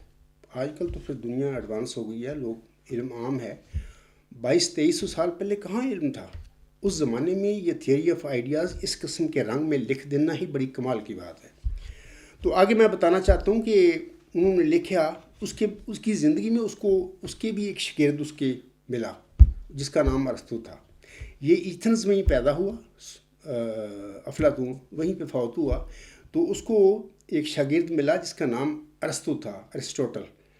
تو یہ ایتھنز میں پیدا نہیں ہوا تھا، بلکہ سٹاجیرا ایک یونان کا ہی ایک صوبہ ہے، وہاں پر ایک جگہ ہے جہاں پر یہ ارسطو پیدا ہوا تھا۔ تو یہ چلا گیا، کیونکہ اس زمانے میں ایتھنز جو جیسے بغداد کسی زمانے میں، یا آج کل لندن یا اور برلن یا بڑے بڑے شہروں میں جیسے سینٹر ہیں علم و حکمت کے، کسی زمانے میں بغداد بھی تھا، تو ایسے ہی اس زمانے میں ایتھنز بھی علم و حکمت کا مرکز تھا۔ تو پھر وہ لوگ آتے تھے باہر سے، دور دور سے یہاں پر علم حاصل کرنے کے لیے۔ تو ارسطو بھی آیا، تو پھر وہ اس کی اکیڈمی جو تھی افلاطون نے اس میں پھر اس نے جوائن کر لی۔ تو بڑا انٹیلیجنٹ آدمی تھا، تو وہ وہاں پر وہ پڑھتا رہا۔ تو بہرحال استاد شاگرد دونوں نامی ہستیاں ہیں، تو زبردست اس نے بھی لکھا ہے، کمال لکھا ہے۔ بلکہ اب یہ کہ لیکچر چھوٹا سا ہوتا ہے، اس میں میں کیا کیا بتاؤں۔ تو اس نے پھر افلاطون کا جو تھیوری آف آئیڈیاز تھی جس میں اس نے سقراط کی نظریہ جو نیکی کا تصور ہے اس کو جو بیان کرنے کی کوشش کی، اس کو بھی پڑھا اس نے، ارسطو نے۔ تو اس نے محسوس کیا کہ میرے استاد سے کافی غلطیاں اس نظریہ لکھنے میں ہو گئی ہیں، تو اس نے پھر ایتھنز میں ہی پھر اپنا اس نظریے کی کریکشن کی، اپنے ایک پھر کتاب لکھی جس کو میٹا فزکس کہتے ہیں ہم لوگ۔ تو اس میں پھر اس نے اپنے استاد کی جو ڈس ایگری کیا تھا بھی اس میں آپ کی یہ غلطیاں ہیں. یہ لمبی تفصیل ہے، فلسفانہ باتیں ہیں، ایک لیکچر میں کچھ نہیں بیان کر سکتا. میں تو صرف آپ لوگوں کو تھوڑی تھوڑی آگاہی دے رہا ہوں. اس نے پھر وہ ایک تھیوری آف فارمز لکھی، وہ ملتی ہے میٹا فزکس میں. تو اس میں، یا اس کو اردو میں نظریہ سور، اس میں اس نے ارسطو نے پھر اپنے استاد افلاطون کی وہ جو تھیوری آف آئیڈیاز تھی اس کی غلطیوں کو کوشش کی کہ ریموو کر دے، اور کافی حد تک اس نے کر دی. اور میں نے جتنا پڑھا ہے اس کو، تھیوری آف فارمز کو بھی میں نے پڑھا ہے اور تھیوری آف آئیڈیاز کو بھی پڑھا ہے. میں نے محسوس کیا ہے کہ میں تو ایک مسلمان ہوں، اسلام ہمارا دین ہے، مسلمان گھرانے میں، بلکہ احمدی مسلمان گھرانے میں پیدا ہوا ہوں. الحمدللہ قرآن پڑھنے کی بھی توفیق ملی ہے. میں نے محسوس کیا ہے کہ اس انسان نے اپنی تھیوری آف فارمز میں جو علم و معرفت کی باتیں بیان کی ہیں ارسطو نے، اس میں بہت ساری باتوں کا اپنے استاد کی جو تھیوری آف آئیڈیاز میں جو اس نے غلطیاں کی اس کا رد کیا ہے، اس نے اس کو کریکٹ کر دیا. لیکن اس کا اپنا فلسفہ جو تھا، یہ 2200-2300 سال پہلے کی باتیں ہیں. جو میں سمجھا ہوں، میرے فہم کے مطابق، وہ بہت اسلام کا جو علم و حکمت کا نظریہ جو قرآن کا ہے اس کے قریب قریب پہنچ گیا تھا بندہ. ابھی اسلام دنیا میں آیا ہی نہیں تھا، نہ قرآن نازل ہوا تھا، لیکن اس سے پہلے 1000 سال پہلے کی باتیں ہیں. تو اس بندے کی وہ جو نظریہ ہے تھیوری آف فارمز، اگر آپ میں سے سامعین جو ہیں ان کو توفیق ملے تو وہ پڑھیں اس کو، تو آپ وہ دیکھیں گے کہ جس سے میں محسوس کیا ہے، جو میں سمجھا ہوں کہ وہ کافی قریب قرآن کے آ گیا ہے. تو لیکن وہ ایبسولیوٹلی نہیں ہم کہہ سکتے کہ قرآن کی جو میٹا فزکس ہے یا قرآن کی جو فلسفی ہے یا قرآن میں اللہ جو علم و معرفت اپنی ذات کے بارے میں دیا ہے وہ ٹوٹلی تھیوری آف فارمز اس نے بیان کر دی. تو ایسی بات نہیں ہے، کیونکہ وہاں پر دو چیزیں اس کے آگے رہی ہیں، وہ دونوں کو ایک نہیں کر سکا اپنی زندگی میں نا. دوبارہ یہ بس کمی تھی اس میں. تو ایک دفعہ وہ اپنے پیار سے استاد سے کہتا ہے، بڑا مشہور واقعہ ہے اور ایک الفاظ میں یہاں پر دہرا دیتا ہوں. تو اس نے ارسطو نے اپنے استاد افلاطون سے کہا تھا، سامعین کرام، کہ آپ میرے لیے عزیز ہیں. یعنی استاد تھا، وہ بڑا تھا، اس کی اکیڈمی تو وہ آ کے پڑھا. آپ میرے لیے عزیز ہیں لیکن سچائی عزیز تر ہے. یعنی استاد اس نے یہ سچی بات کی ہے کہ آپ میرے استاد ہیں، آپ میرے لیے بہت محترم بھی ہیں، عزیز بھی ہیں، لیکن یاد رکھیں کہ میرے لیے عزیز زیادہ سچائی ہے. عزیز جو سچائی جو ہے وہ عزیز تر ہے میرے لیے. یعنی میں سچائی کو، آپ میرے استاد ہیں، میں آپ کے استاد کے لیے قربان نہیں کر سکتا. وہ بہرحال سچ ہے، وہ مجھے زیادہ عزیز ہے. تو یہ اکثر بات فلسفہ کی کتابوں میں ملتی ہے ہمیں کہ استاد شاگرد کی یہ باتیں ہوئی تھیں. تو بہرحال اس کے بعد پھر میں بتانا چاہتا ہوں یہ بھی بات کہ ایتھنز میں سقراط پر مقدمہ ہوا، تو اس ارسطو پر بھی اس نے الگ اکیڈمی بنا لی تھی اپنے استاد سے ہٹ کر. اختلاف ہو گیا ان دونوں کا، تو اس نے اپنی اکیڈمی بنا لی. وہاں پر بھی اس کے شاگرد تھے، وہ پڑھاتا تھا. تو وہاں پر کوئی ایسی واقعہ ہوا، کیونکہ فلسفے کی دنیا میں ان کی باتیں ہوا جایا کرتی ہیں، تو اس پر بھی کیس ہو گیا. توہین مذہب کا کوئی اس قسم کا مذہب کر دیا، جیسے سقراط پر ہو گیا تھا، یہ ینگ لوگوں کو، ینگ لڑکوں کو گمراہ کرتا ہے، تو ایسے ہی کر دیا. اس پر بھی کیس ہو گیا تھا ایتھنز میں کسی عدالت میں. تو اس کو پتہ تھا، یہ ہوشیار آدمی تھا، اس کو پتہ تھا کہ پہلے میرے استاد کے استاد کو تو یہاں پر زید کس کے شہید کر دیا یا ہلاک کر دیا، جو بھی اس نے کہا ہوگا. تو یہ ہوشیار تھا، یہ بھاگ گیا، وہاں سے چلا گیا، نکل گیا. یہ وہاں پہ نہیں رکا، بال اسلام بچ گیا. لیکن اس کے بعد پھر اس نے ذرا لمبی عمر نہیں پائی، 62 ایئرس، یعنی 62 سال کی عمر میں یہ فوت ہو گیا کسی اور جگہ پر جا کر. تو یہ بھی الیگزینڈر دا گریٹ اس کا استاد بھی ہے. یہ ارسطو جو ہے معلم اول بھی اس کو کہتے ہیں، جس کا میں پہلے ذکر کر چکا ہوں، ابن سینا کی جب باتیں میں نے آپ لوگوں کو بتائی ہیں.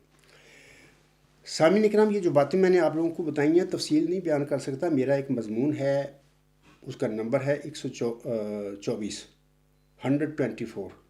اس کا عنوان ہے کیا اللہ تعالیٰ حاضر و ناظر ہے.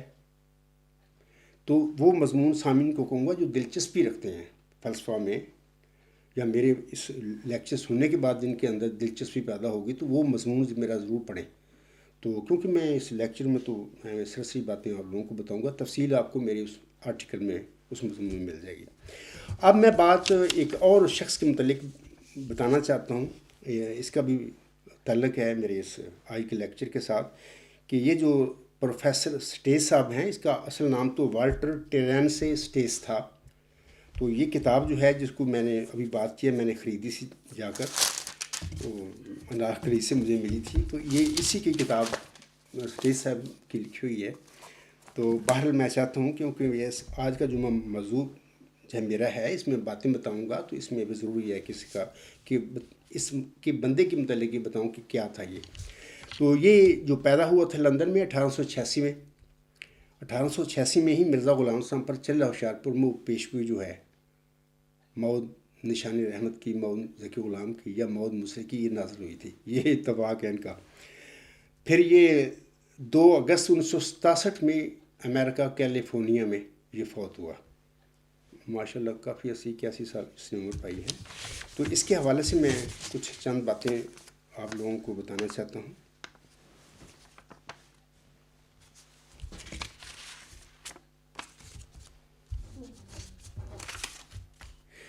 یاد رکھیں کہ یہ جو جب ہم اس کی مطالعہ میں نے کیا نا، اس کا پروفیسر سیز صاحب کا، اس کا خاندان جو تھا یہ فوجی خاندان، ملٹری خاندان تھا. اس کے دادا جو تھے 1815 میں بیٹل آف واٹرلو، وہاں پر اس نے وہ فائٹ کی تھی، جنگ کی تھی، وہ کمانڈر تھا اس وقت. تو ادھر یورپ میں یہ جنگ لڑی گئی تھی. تو ان کا والد جو تھا پروفیسر سے سب کو، وہ میجر تھا آرمی میں. تو خاندان کی، اس کے باپ کی بھی سب کی خواہش تھی کہ ان کا بیٹا یعنی پروفیسر سٹیس صاحب بھی ملٹری میں جائیں. لیکن پروفیسر تو نہیں تھا بچپن میں یہ، اس نے پھر ملٹری میں جانے کا راستہ اختیار نہ کیا، بلکہ ایک رنگ میں یہ کہہ لیں کہ بغاوت سی کر دی اس نے، کیونکہ ان کا خاندان ملٹری کا خاندان تھا. تو یہ اس نے پہلے باتھ کالج میں پڑھا، پھر اس کے بعد فیٹس کالج میں پڑھنے کے بعد اس نے 1908 میں ٹرینیٹی کالج ڈبلنس یعنی آئرلینڈ میں ہوتا ہے، وہاں پر اس نے فلاسفی میں گریجویشن کی ڈگری حاصل کی. انٹیلیجنٹ آدمی تھا بچپن سے ہی میں نے پڑھا ہے کہ کہیں اس کا کوئی مناظرہ ہوا، گفتگو ہوئی، وہاں پر اس کا پھر میلان مذہب کی طرف چل پڑا. تو اسی وجہ سے پھر اس نے یہ فلاسفی اس نے پڑھی، گریجویشن کی فلاسفی میں. پھر آہستہ آہستہ بعد میں جو فوت ہوا یہ صوفی ازم میں چلا گیا تھا. اس نے بہت ساری کتابیں لکھی ہیں. تو یعنی عیسائی اس کا مذہب نہیں رہا تھا، یہ جو تثلیث وغیرہ ہے یہ اس کو نہیں مانتا تھا، بس صوفی بن گیا تھا. تو یہ بات تھی. اس کے بعد میں بتانا چاہتا ہوں سامعین کو کہ فیملی کے اصرار پر اس نے پھر سول سروس کا امتحان دیا اس زمانے میں لندن میں برٹش گورنمنٹ کے اندر. تو اچھے نمبروں میں پاس کیا. اس کے بعد پھر سول سرونٹ ہو گیا. تو گورنمنٹ کی طرف سے اس کو سری لنکا بھیج دیا گیا. کولمبو میں تقریباً 22 سال، پھر 1910 سے لے کر 1932 تک 22 سال اس نے پھر وہاں پہ ایز اے سول سرونٹ اس نے جاب کیا. تو انٹیلیجنٹ بہت تھا. وہاں پر 22 سال کے عرصے میں اس نے بہت ساری کتابیں فلسفہ کے متعلق لکھیں. تو 1929 میں اس نے ایک کتاب لکھی، اس کا عنوان ہے the theory of knowledge and existence. تو یہ جو کتاب میں آپ کو لوگوں کو دکھا رہا ہوں، ایک critical history of Greek philosophy, یہ تو 1919 میں سٹیس صاحب نے لندن میں 1919 کے آغاز میں چند مہینوں میں کچھ لیکچر دیے تھے، ویسے ہی پبلک لیکچر، پبلک میں لوگوں کو فلاسفی کی ٹیچنگ کروائی کی تھی. تو بعد میں پھر وہ لیکچر سٹیس صاحب کے بقول انہوں نے پھر اس کتاب کی اس کی شکل دے دی. تو یہ تو 1919 کی بات ہے. یہ 1920 میں پھر چھپی کتاب. تو یہ جو the theory of knowledge and existence یہ 1929 میں اس نے مکمل کی. تو اس کی بیس پر پھر یہ جو یونیورسٹی ہے ٹرینیٹی کالج ڈبلن، وہاں سے پھر اس کو ڈاکٹر آف لیٹرز کی ڈگری ملی. ڈی لٹ اس کو کہتے ہیں، وہ کافی بڑی ڈگری ہے. تو وہ اس کو ملی. تو پھر یہ جو تھیسس تھا اس کا the theory of knowledge and existence 1932 میں 3 سال کے بعد پھر آکسفورڈ یونیورسٹی پریس میں پھر شائع ہوا، کتابی شکل میں چھپ گیا. 1932 میں پھر یہ اس کا ارادہ ہو گیا ریٹائر ہونے کے لیے جاب سے، کیونکہ کافی انہیں سروس کر لی تھی. ویسے بھی علمی بندہ تھا، چاہتا تھا کسی میں ایسے حلقہ میں جاؤں جہاں پر علمی باتیں ہوں.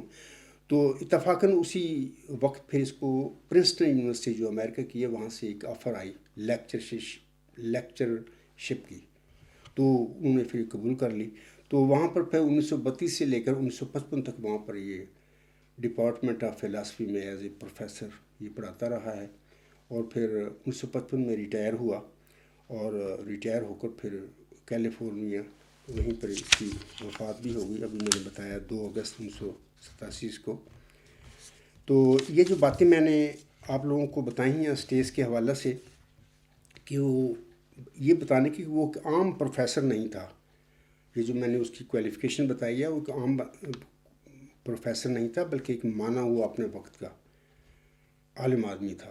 اور خاص کر فلسفہ پر اس کی بڑی گہری نظر تھی. تو اس کے حوالے سے میں اس کا ایک بیانہ پڑھوں گا, اس کے متعلق کچھ بتاؤں گا ابھی آپ لوگوں کو. تو یہ ضروری تھا کہ میں اسٹیج صاحب کے متعلق اس کی باتیں پہلے آپ لوگوں کو بتاؤں, کیونکہ آگے پھر اس کے ایک حوالہ ہے. یہ کتاب جو میں نے بتایا ہے نا کہ اس کتاب کے پڑھنے سے میرے سارے سوالوں کا جواب مل گیا. اسی کتاب کا حوالہ ہے. اس کا میری اس تھیسس جو ہے میری کتاب ہے ڈیوائن تھیری, اس میں اس حوالے کا جس کا میں ذکر کروں گا اس کا ذکر ملتا ہے. آپ لوگ وہاں سے وہ پڑھ سکتے ہیں. تو اس حوالے سے یہ جو میں نے آپ کو لوگوں کو کہا ہے کہ the theory of knowledge and existence, جس کی بنا پر 1929 میں ٹرینٹی کالج ڈبلن سے اس کو ڈی لٹ یعنی ڈاکٹر آف لیٹس کی ڈگری ملی تھی. تو وہ اس کا ہے وہ کتاب ہے. یہ بہرحال یہ توفیق میں ہی ہے, میں نے بھی اس کو پڑھا ہے. تو اس کے بعد میں پھر سامعین آپ لوگوں کو بتانا چاہتا ہوں کہ یہ جو حوالہ ہے اس کے متعلق میں آپ لوگوں کو بتاتا ہوں کہ یہ جو کتاب ہے یہ تو پرانی کتاب میں نے خریدی تھی انارکلی سے. تو مجھے پڑھنے کے بعد یہ کتاب ملی ہے تو بڑا ایسا بن گئی کہ جیسے اللہ کی رحمت ہوتی ہے. تو میں نے ادھر جب یورپ میں آیا ہوں تو پھر میں نے اصل کتاب جو 1920 میں شائع ہوئی تھی لندن سے, تو میں نے وہ پھر منگوائی. مجھے مل گئی وہاں سے, آئرلینڈ سے مجھے ملی. تو وہ یہ کتاب ہے جو اصل جو کتاب ہے اس کی, جو پروفیسر اسٹیج صاحب نے 1920 میں جو شائع ہوئی تھی. تو اب میں اس کا جو حوالہ ہے اس کی طرف آتا ہوں. یہ بڑی اہم حوالہ ہے. تو سامعین کو چاہیے کہ یہ میں جو اس کا حوالہ پڑھوں گا اس پر توجہ سے سنیں میں کیا کہہ رہا ہوں. یہ اس شخص نے 1920 میں یہ کیا کہا تھا. یہ تو ایک عام آدمی نہیں تھا, ایک بڑا گہری نظر تھی اس کی.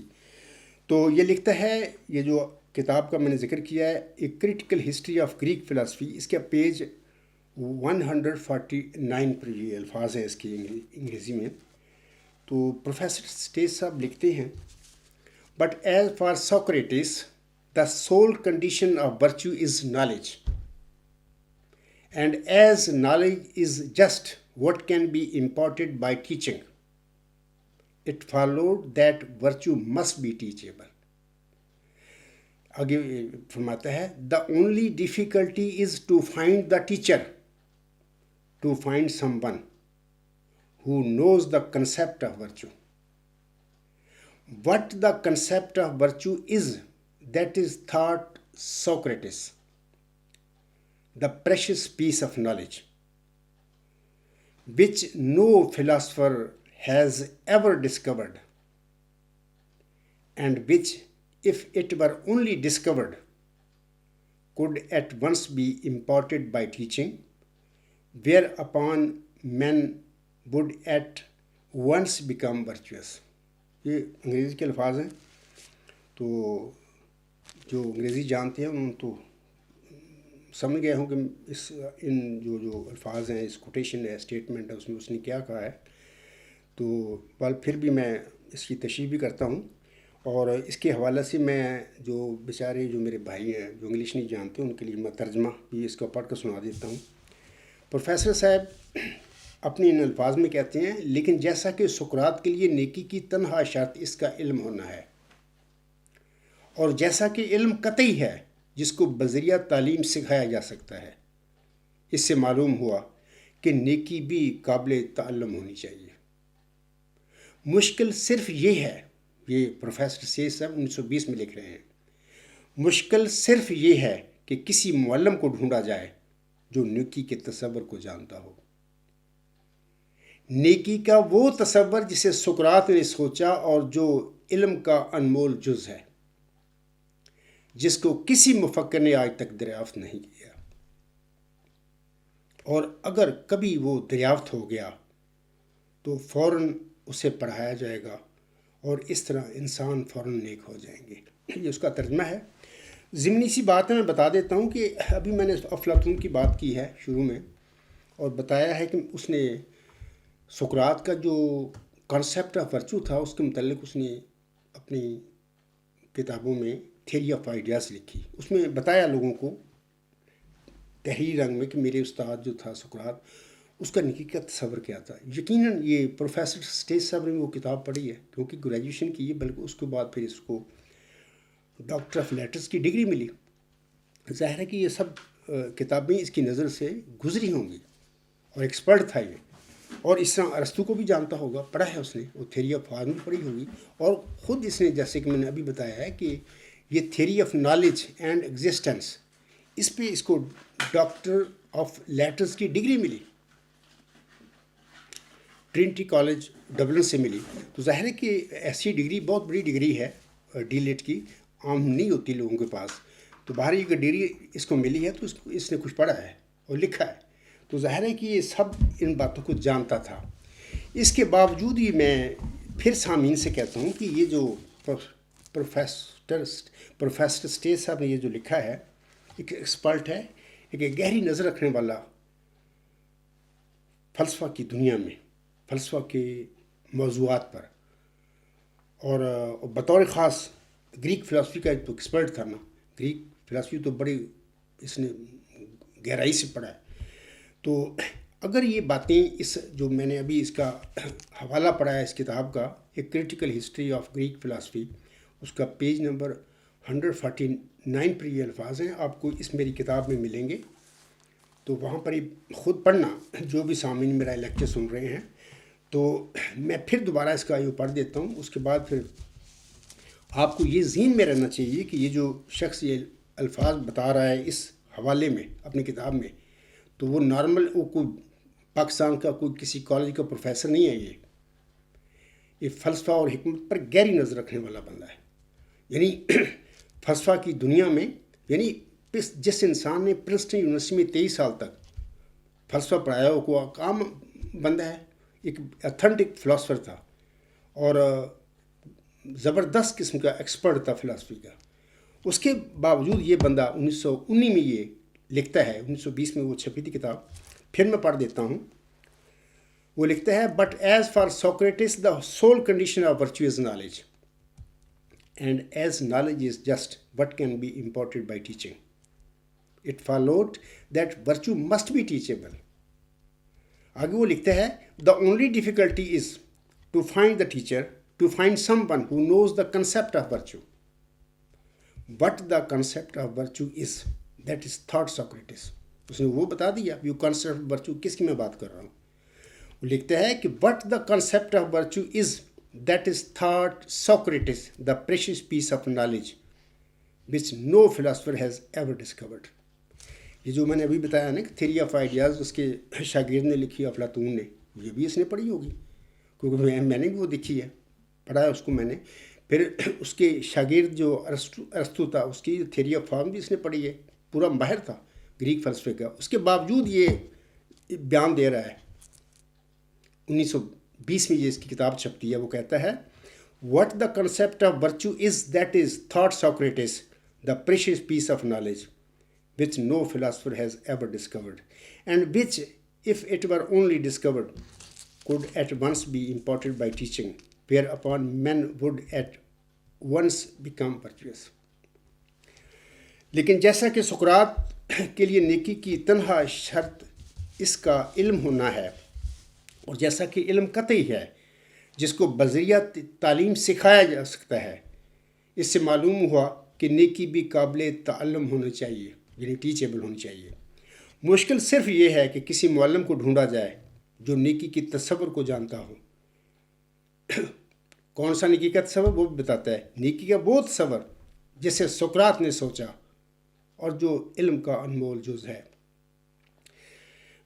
جس کو کسی مفکر نے آج تک دریافت نہیں کیا، اور اگر کبھی وہ دریافت ہو گیا تو فوراً اسے پڑھایا جائے گا اور اس طرح انسان فوراً نیک ہو جائیں گے. اس سٹیٹمنٹ سے یہ بات ثابت ہوتی ہے کہ 1920 میں یہ سٹیٹمنٹ اس نے کتاب لکھی تھی. 1920 تک یہ جانتا تھا کہ فلسفہ کی دنیا میں ابھی تک، یعنی 1920 تک سقراط کا جو کنسیپٹ ہے نیکی کا، اس کی حقیقت کو کسی نے لکھا نہیں تھا یا لوگوں کو بتایا نہیں تھا اس کی حقیقت کیا ہے. افلاطون نے کوشش کی، پھر اس کے شاگرد نے اس میں سے غلطیاں نکالیں. یہ میں نے بتا دیا ہے پہلے. دور جدید میں یہ 2200-2300 سال کا زمانہ ہے. بڑے بڑے قسم کے فلاسفر ایکسپرٹ آئے ہیں، لکھتے رہے ہیں، کتابیں انہوں نے لکھی ہیں. پوری فلسفہ کی تاریخ بڑی پڑی ہے. 1920 تک یاد رکھیں کہ یہ بندہ ایکسپرٹ ہے. یہ لکھتا ہے کہ سقراط کا جو نیکی کا کنسیپٹ تھا، اس کے متعلق کسی انسان نے ابھی تک کسی نے نہیں بتایا، کسی پتہ ہی لگا. ابھی تک یہ نامعلوم ہے. اور پھر وہ کہتا ہے کہ اگر یہ کسی وقت اس کا پتہ لگ گیا تو پھر وہی پڑھایا جائے گا اور اس سے پھر لوگ نیک بھی ہو جائیں گے. مقصد یہ کہنے کا میرا یہ ہے، سادہ زبان میں بتاتا ہوں لوگوں کو، اپنے احمدی بہنوں بھائیوں اور بزرگوں کو اور ماہرین جو ہیں جماعت احمدیہ میں فلسفہ کے یا سائنس دان ہیں، میں ان کو بتاتا ہوں کہ یہ جو باتیں بتا رہا ہے کہ سقراط کا جو کنسیپٹ تھا نیکی کا، اس کے حوالے سے یہ بات بتا رہا ہے کہ 1920 تک کسی انسان کو سقراط کی اس کنسیپٹ کا پتہ نہیں تھا کہ اس کی حقیقت کیا ہے. سقراط نے کیا کہا ہے ورچو از نالج میں. اور پھر اس نے مانگ کی ہے اپنے اسٹیٹمنٹ میں کہ ضرورت اس بات کی ہے کہ کوئی انسان اس کی حقیقت کو لوگوں کو بتائے. اور جیسے کہ وہ کہتا آگے کہ if it were only discovered could at once be imparted by teaching, whereupon men would at once become virtuous. تو الحمدللہ ثم الحمدللہ میں کہوں گا. اس حوالے کے بعد کچھ اور میں چاہتا ہوں کہ آپ لوگوں کو کچھ باتیں بتاؤں. تو یہ اللہ کا احسان ہے کہ یہ ایسے ایک مقدر تھا کہ اللہ تعالیٰ نے بانی اسلام حضرت محمد مصطفیٰ احمد مجتبیٰ صلی اللہ علیہ وسلم نے دنیا میں آنا تھا. ایک دین اسلام، ایک شریعت نئی اللہ تعالیٰ سے پا کر دنیا کو دینی تھی. اور پھر کتاب جو الہامی ہے قرآن کریم، عظیم علم و حکمت کا خزانہ ان پر نازل ہونا تھا. تو ہم جیسے کمزور ناقص لوگ بھی امت محمدیہ میں پیدا ہو گئے اور ہمیں توفیق بھی مل گئی پھر قرآن کریم کو پڑھنے کی اور آسم کی سنت پر عمل کرنے کی بھی. اور اسی دین اسلام میں اللہ تعالیٰ نے اپنے بعد دو وجودوں کا ایک تو خبر دیا نا کہ ہر صدی ہجری کے سر پر ایک مجدد اللہ تعالیٰ کھڑا کیا کرے گا، جو ایک صدی میں جو اسلام میں غلطیاں پیدا ہوں گی، گمراہیاں ان کو ٹھیک کر دے گا. لیکن دو کا خاص آنسم نے ذکر فرمایا ہے کہ اسی جو سلسلہ ہے مجددین کے، اس میں دو خاص وجود ہوں گے درمیان. میرے بعد وہ آنسم فرماتے ہیں وہ امت کیسے ہلاک ہو جس کے اول میں درمیان میں مہدی اور آخر پہ مسیح عیسیٰ ابن مریم ہوں. تو آنسم نے اپنے بعد دو وجودوں کا ذکر فرما دیا. ایک درمیان میں اس کا نام بتا دیا انہیں، امام مہدی علیہ السلام ہوں گے، اور آخر پہ مسیح عیسیٰ ابن مریم ہوگا. یہ دو موعود وجود ہیں. تو میں سمجھتا ہوں کہ یہ تقدیر میں تھی یہ سب باتیں اور ایسے ہونا تھا. اور کسی کو کوئی علم نہیں تھا کہ امت محمدیہ میں یہ جو موعود مہدی کی خبر دی گئی ہے آنسم نے، کون ہوگا.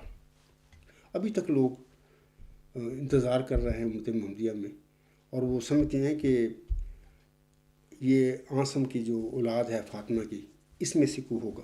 یعنی انتظار ہے ان کا، جبکہ میں یقین رکھتا ہوں اور یہ ہے بھی سچ کہ ایک صدی قبل قریباً قادیان میں وہ وجود پیدا بھی ہوا اور وہ اپنے مشن مکمل کر کے اور لوگوں کو علم و حکمت سکھا کر چلا بھی گیا اللہ تعالیٰ کے پاس. اور پھر یہ بھی کہ کسی کو علم نہیں تھا کہ وہ آخر پہ جس مسیح عیسیٰ ابن مریم کی آنسم نے خبر دی وہ کون ہوگا. میں آپ لوگوں کو بتاتا ہوں کہ نہ میرے والد صاحب نہ میری والدہ صاحب کے خواب و خیال میں بھی یہ چیزیں نہیں. ہم لوگ ایسے ماحول ہے میرا، وہاں پہ میں پیدا ہوا، ایسا خاندان، ان پڑھ لوگ ہیں ہم، گاؤں بلکہ جنگل میں پیدا ہونے والا بندہ. یہ اتفاق میں سمجھتا ہوں کہ خدائی کوئی تدبیر تھی کہ جنگل میں پیدا ہونے والا خدا ایم اے تک اس بچے کو لے کے گیا، یتیم ہو گیا بچپن میں وہ بچہ. تو میری خاندان میں کوئی نہیں پڑھا ہوا، ان پڑھ ہیں تقریباً سارے. کوئی میرے بھائی دونوں پرائمری تھے. اس کے بعد میں میٹرک، کچھ میرے بھتیجے ہیں انہوں نے میٹرک کیا، ہو سکتا ہے کسی نے ایف اے اور بی اے بھی کر لیا ہو. بہرحال یہ میرے خاندان میں اب یہ جو جنریشن ہے اس کی میں بات کر رہا ہوں. میرا زمانہ تو ان پڑھوں کا زمانہ تھا. مقصد میرے کہنے کا ہے کہ ایک بچے کو جنگل میں جو پیدا ہوا، یتیم ہو گیا، 6 مہینے کا تھا، اس کو اللہ تعالیٰ ایسے حالات پیدا کرتا چلا گیا کہ وہ بچہ آگے پڑھتا چلا جا گیا اور یونیورسٹی تک پہنچا اور پھر اس نے ایم اے کیا. ایک بات بھی یہ بھی یاد رکھیں کہ میں بتاتا ہوں کہ میرا کوئی دعویٰ نہیں بچپن میں کہ میں سخت ذہین و فہیم تھا، ایسی کوئی بات نہیں. یہ جو ساری باتیں ہیں اس کتاب کا آخری اینڈ جو ہے ایپیلاگ، اس میں ساری باتیں میں نے لکھی ہوئی ہیں، وہ وہاں پر آپ لوگوں کو مل جائے گی. میں تو صرف تھوڑی تھوڑی باتیں بتا رہا ہوں. میرا کوئی دعویٰ نہیں ہے سخت ذہین و فہیم ہونے کا. اور ہاں اتنا میں ضرور اپنے متعلق کہتا ہوں کہ الحمدللہ ایک اچھا طالب علم تھا میں اسٹوڈنٹ لائف میں. بلکہ اگر میں کہہ دوں اپنے آپ کو کہ ذہین بھی تھا میں تو یہ بھی غلط بات نہیں ہے، کیونکہ میرے جتنے بھی کلاس فیلو ہیں اس وقت دنیا میں ہیں سارے زندہ ہوں گے، اپنا میری ہم عمری ہوں گے، وہ جانتے ہیں اس بات کو کہ جو میں کہہ رہا ہوں غلط نہیں کہہ رہا، سچ کہہ رہا ہوں، وہ بھی جانتے ہیں. تو مقصد کہنے کا ہے کہ میں نے اس کتاب میں لکھا ہوا ہے کہ سخت ذہین و فہیم جو ہیں اللہ بناتا ہے. لوگ کچھ ذہین ہوتے ہیں، کچھ کم ذہین ہوتے ہیں، یہی چیز ہوتی ہے. تو لیکن سخت ذہین و فہیم، ایکسٹرا آرڈنری انٹیلیجنٹ اللہ بناتا ہے انسانوں کو. وہ جس کو چاہے بنا دیتا ہے، اس کا اپنا ایک طریقہ ہے. اس کتاب میں ایپیلاگ میں کافی میں نے اس کی تشریح کی ہے، مثالیں دے کے بتایا لوگوں کو کہ اللہ کس طریقے سے لوگوں کو سخت ذہین و فہیم بناتا ہے. تو اس عاجز کو بھی الحمدللہ اس پیشگوئی میں خبر تھی مرزا غلام صاحب کو جو چلہ شارپور میں ملی تھی. وعدہ تھا اللہ کا کہ وہ جو مئو ذکی غلام ہوگا وہ نشان رحمت ہوگا. اس کے متعلق اللہ فرماتا ہے وہ سخت ذہین و فہیم ہوگا اور دل کا علیم. ظاہر ہے کہ یہ اگر اللہ نے بتایا ہے تو اس کو سخت ذہین و فہیم بھی تو اللہ نے بنانا تھا اور بنایا پھر اس نے. یہ ساری میں نے اپنی تھوڑا سا بتائی ہیں چیزیں، یہ بتا رہی ہیں کہ اللہ نے سارا کچھ کیا. تو اس کے بعد میں پھر چند باتیں اور اس اسٹیس کی جو حوالہ ابھی میں نے پڑھا ہے اس کے حوالے سے بتا دیتا ہوں. وہ اس طرح ہے کہ اسٹیس صاحب لکھتے ہیں، ابھی میں نے ان کا کوٹیشن پڑھی ہے، سقراط کے نیکی کے تصور کو آج تک نہ کوئی جان سکا، میں دہرا رہا ہوں، اور نہ ہی کوئی نیکی کے اس تصور کو دریافت کر سکا ہے. یہ اس کی اسٹیٹمنٹ جو میں نے پڑھی اس میں انگلش کی یہی الفاظ ہیں. یہ پہلی بات ہے. دوسری بات یہ یاد رکھیں کہ اگر خاکسار کا، یہ میں آپ لوگوں کو بتا رہا ہوں سامعین کو، جو احمدی خاص کر جو جالے ہیں، خالدین احمدیت ہیں، جماعت احمدیہ نے تو میرا اخراج مقاطعہ قادیانی جماعت جس میں پیدا ہوا، آج تک میرا میرے بچوں کا سارا عقیل میں یہ لوگ ہیں. امام الصلاۃ تھا میں ان کا، مطلب کہ جب سے میرا نقطہ نظر آن ہوا ہے اس وقت سے اخراج مقاطعہ میرا، میرے بچوں کا بائی کارڈ خاکسار ایسے رہ رہا ہے جیسے کہ محمد صلی اللہ علیہ وسلم نے 3 سال شبی ابی طالب میں کاٹے تھے، میں کیل میں کاٹ رہا ہوں.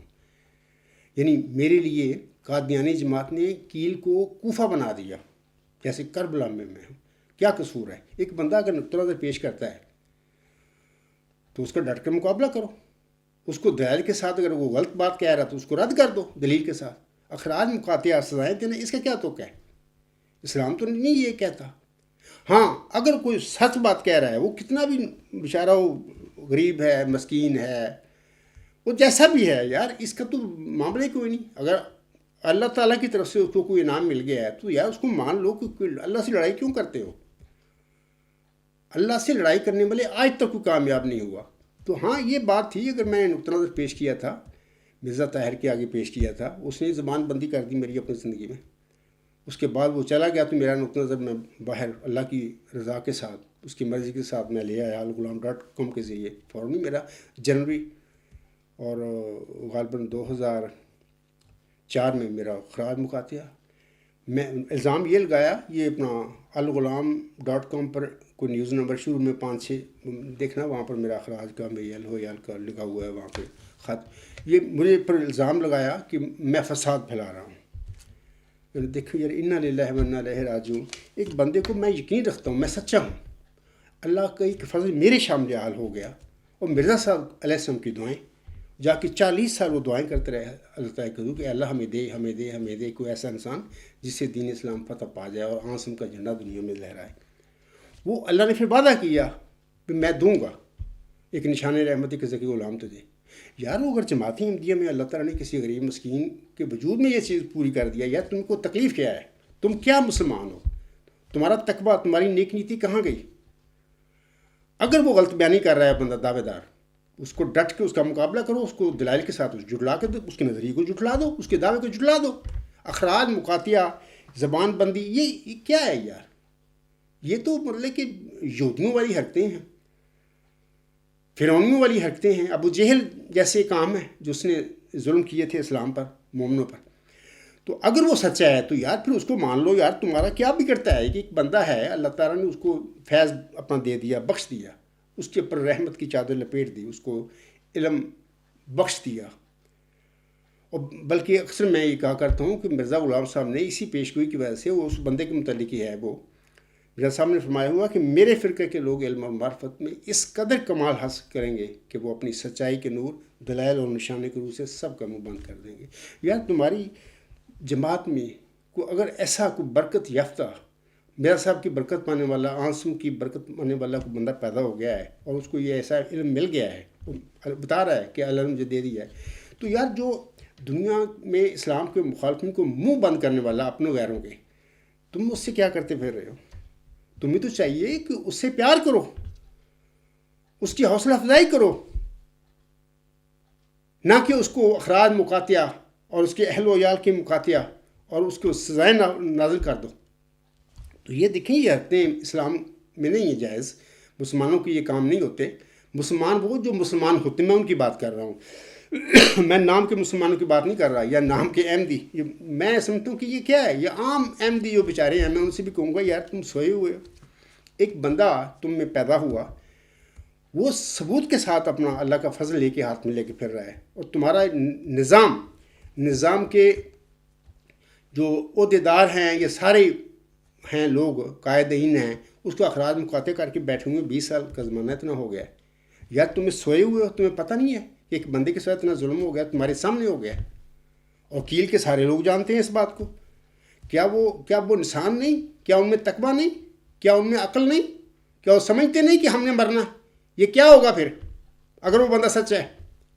تو یہ دکھ والی باتیں ہیں سامعین کرام۔ میں اب وہ باتیں کر رہا ہوں، بات تھوڑی سی دوسری طرف چلی گئی ہے۔ تو میں بتا رہا تھا اسٹیج صاحب کے اس اسٹیٹمنٹ کے حوالے سے جو اس نے اپنی کتاب critical history of Greek philosophy page number 149 پر لکھا ہوا ہے۔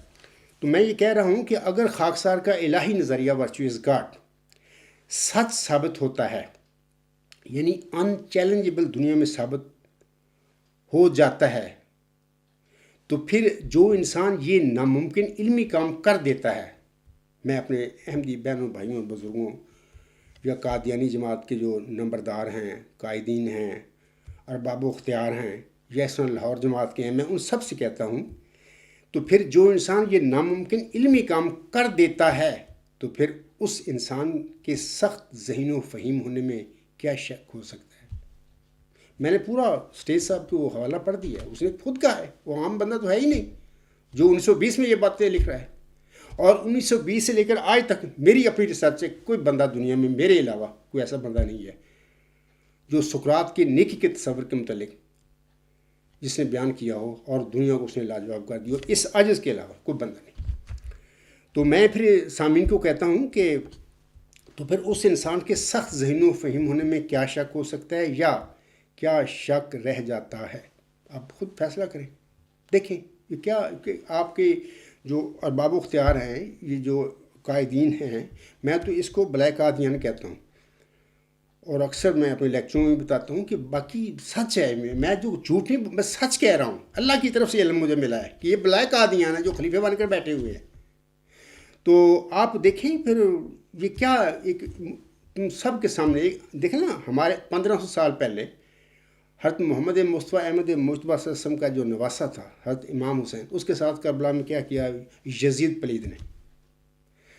میں احمدی بہنوں، بھائیوں، بزرگوں سے کہوں گا کہ آج تمہارے سامنے وہ واقعہ ہو رہا ہے، آج دور جدید کا، یہ اپنے وقت کا حضرت امام حسین رضی اللہ تعالیٰ عنہ سے محبت کرنے والا، اس کی سنت پر چلنے والا ایک انسان ہے تمہاری جماعت میں، اور اس کے ساتھ تمہاری جماعت کے ارباب و اختیار قائدین نے کیا کیا؟ وہی کچھ کیا ہوا ہے۔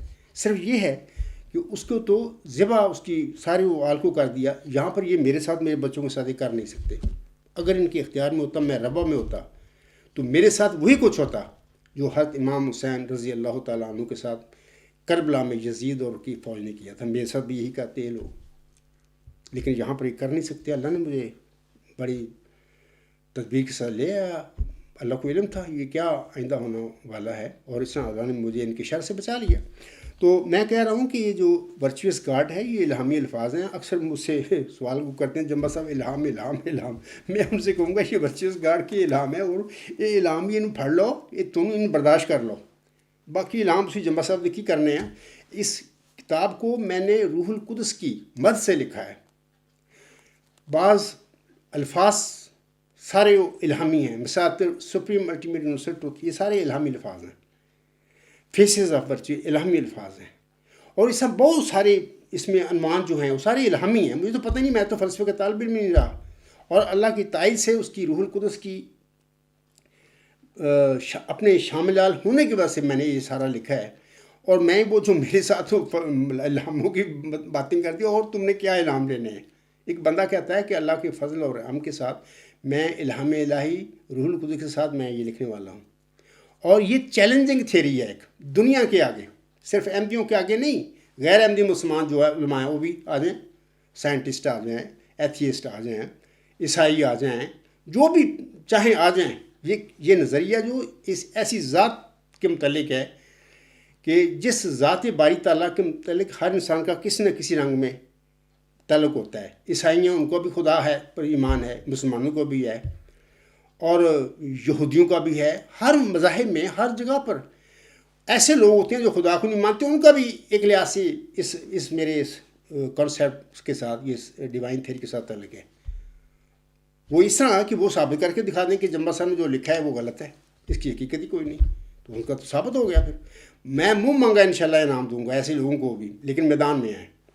تو میں یہ باتیں آپ لوگوں کو بتا رہا ہوں کہ وہ کہتے ہیں نا، ایک محاورہ ہے، سچ وہ جڑا سر چڑھ کے بولے، تو یہ ہوتی ہے سچ کی شان۔ اچھا، ایک اور بات میں آپ لوگوں کو بتا دیتا ہوں کہ اللہ تعالیٰ نے مجھے یہ خبر دی ہے کہ اے میرے بندے عبدالغفار، ورچوئس گارڈ کے الہی نظریہ کو قیامت تک کوئی انسان چیلنج نہیں کر سکے گا۔ میں احمدی بہنوں، بھائیوں اور بزرگوں کو کہوں گا، تم سوئے ہوئے ہو، کدھر ہو تم؟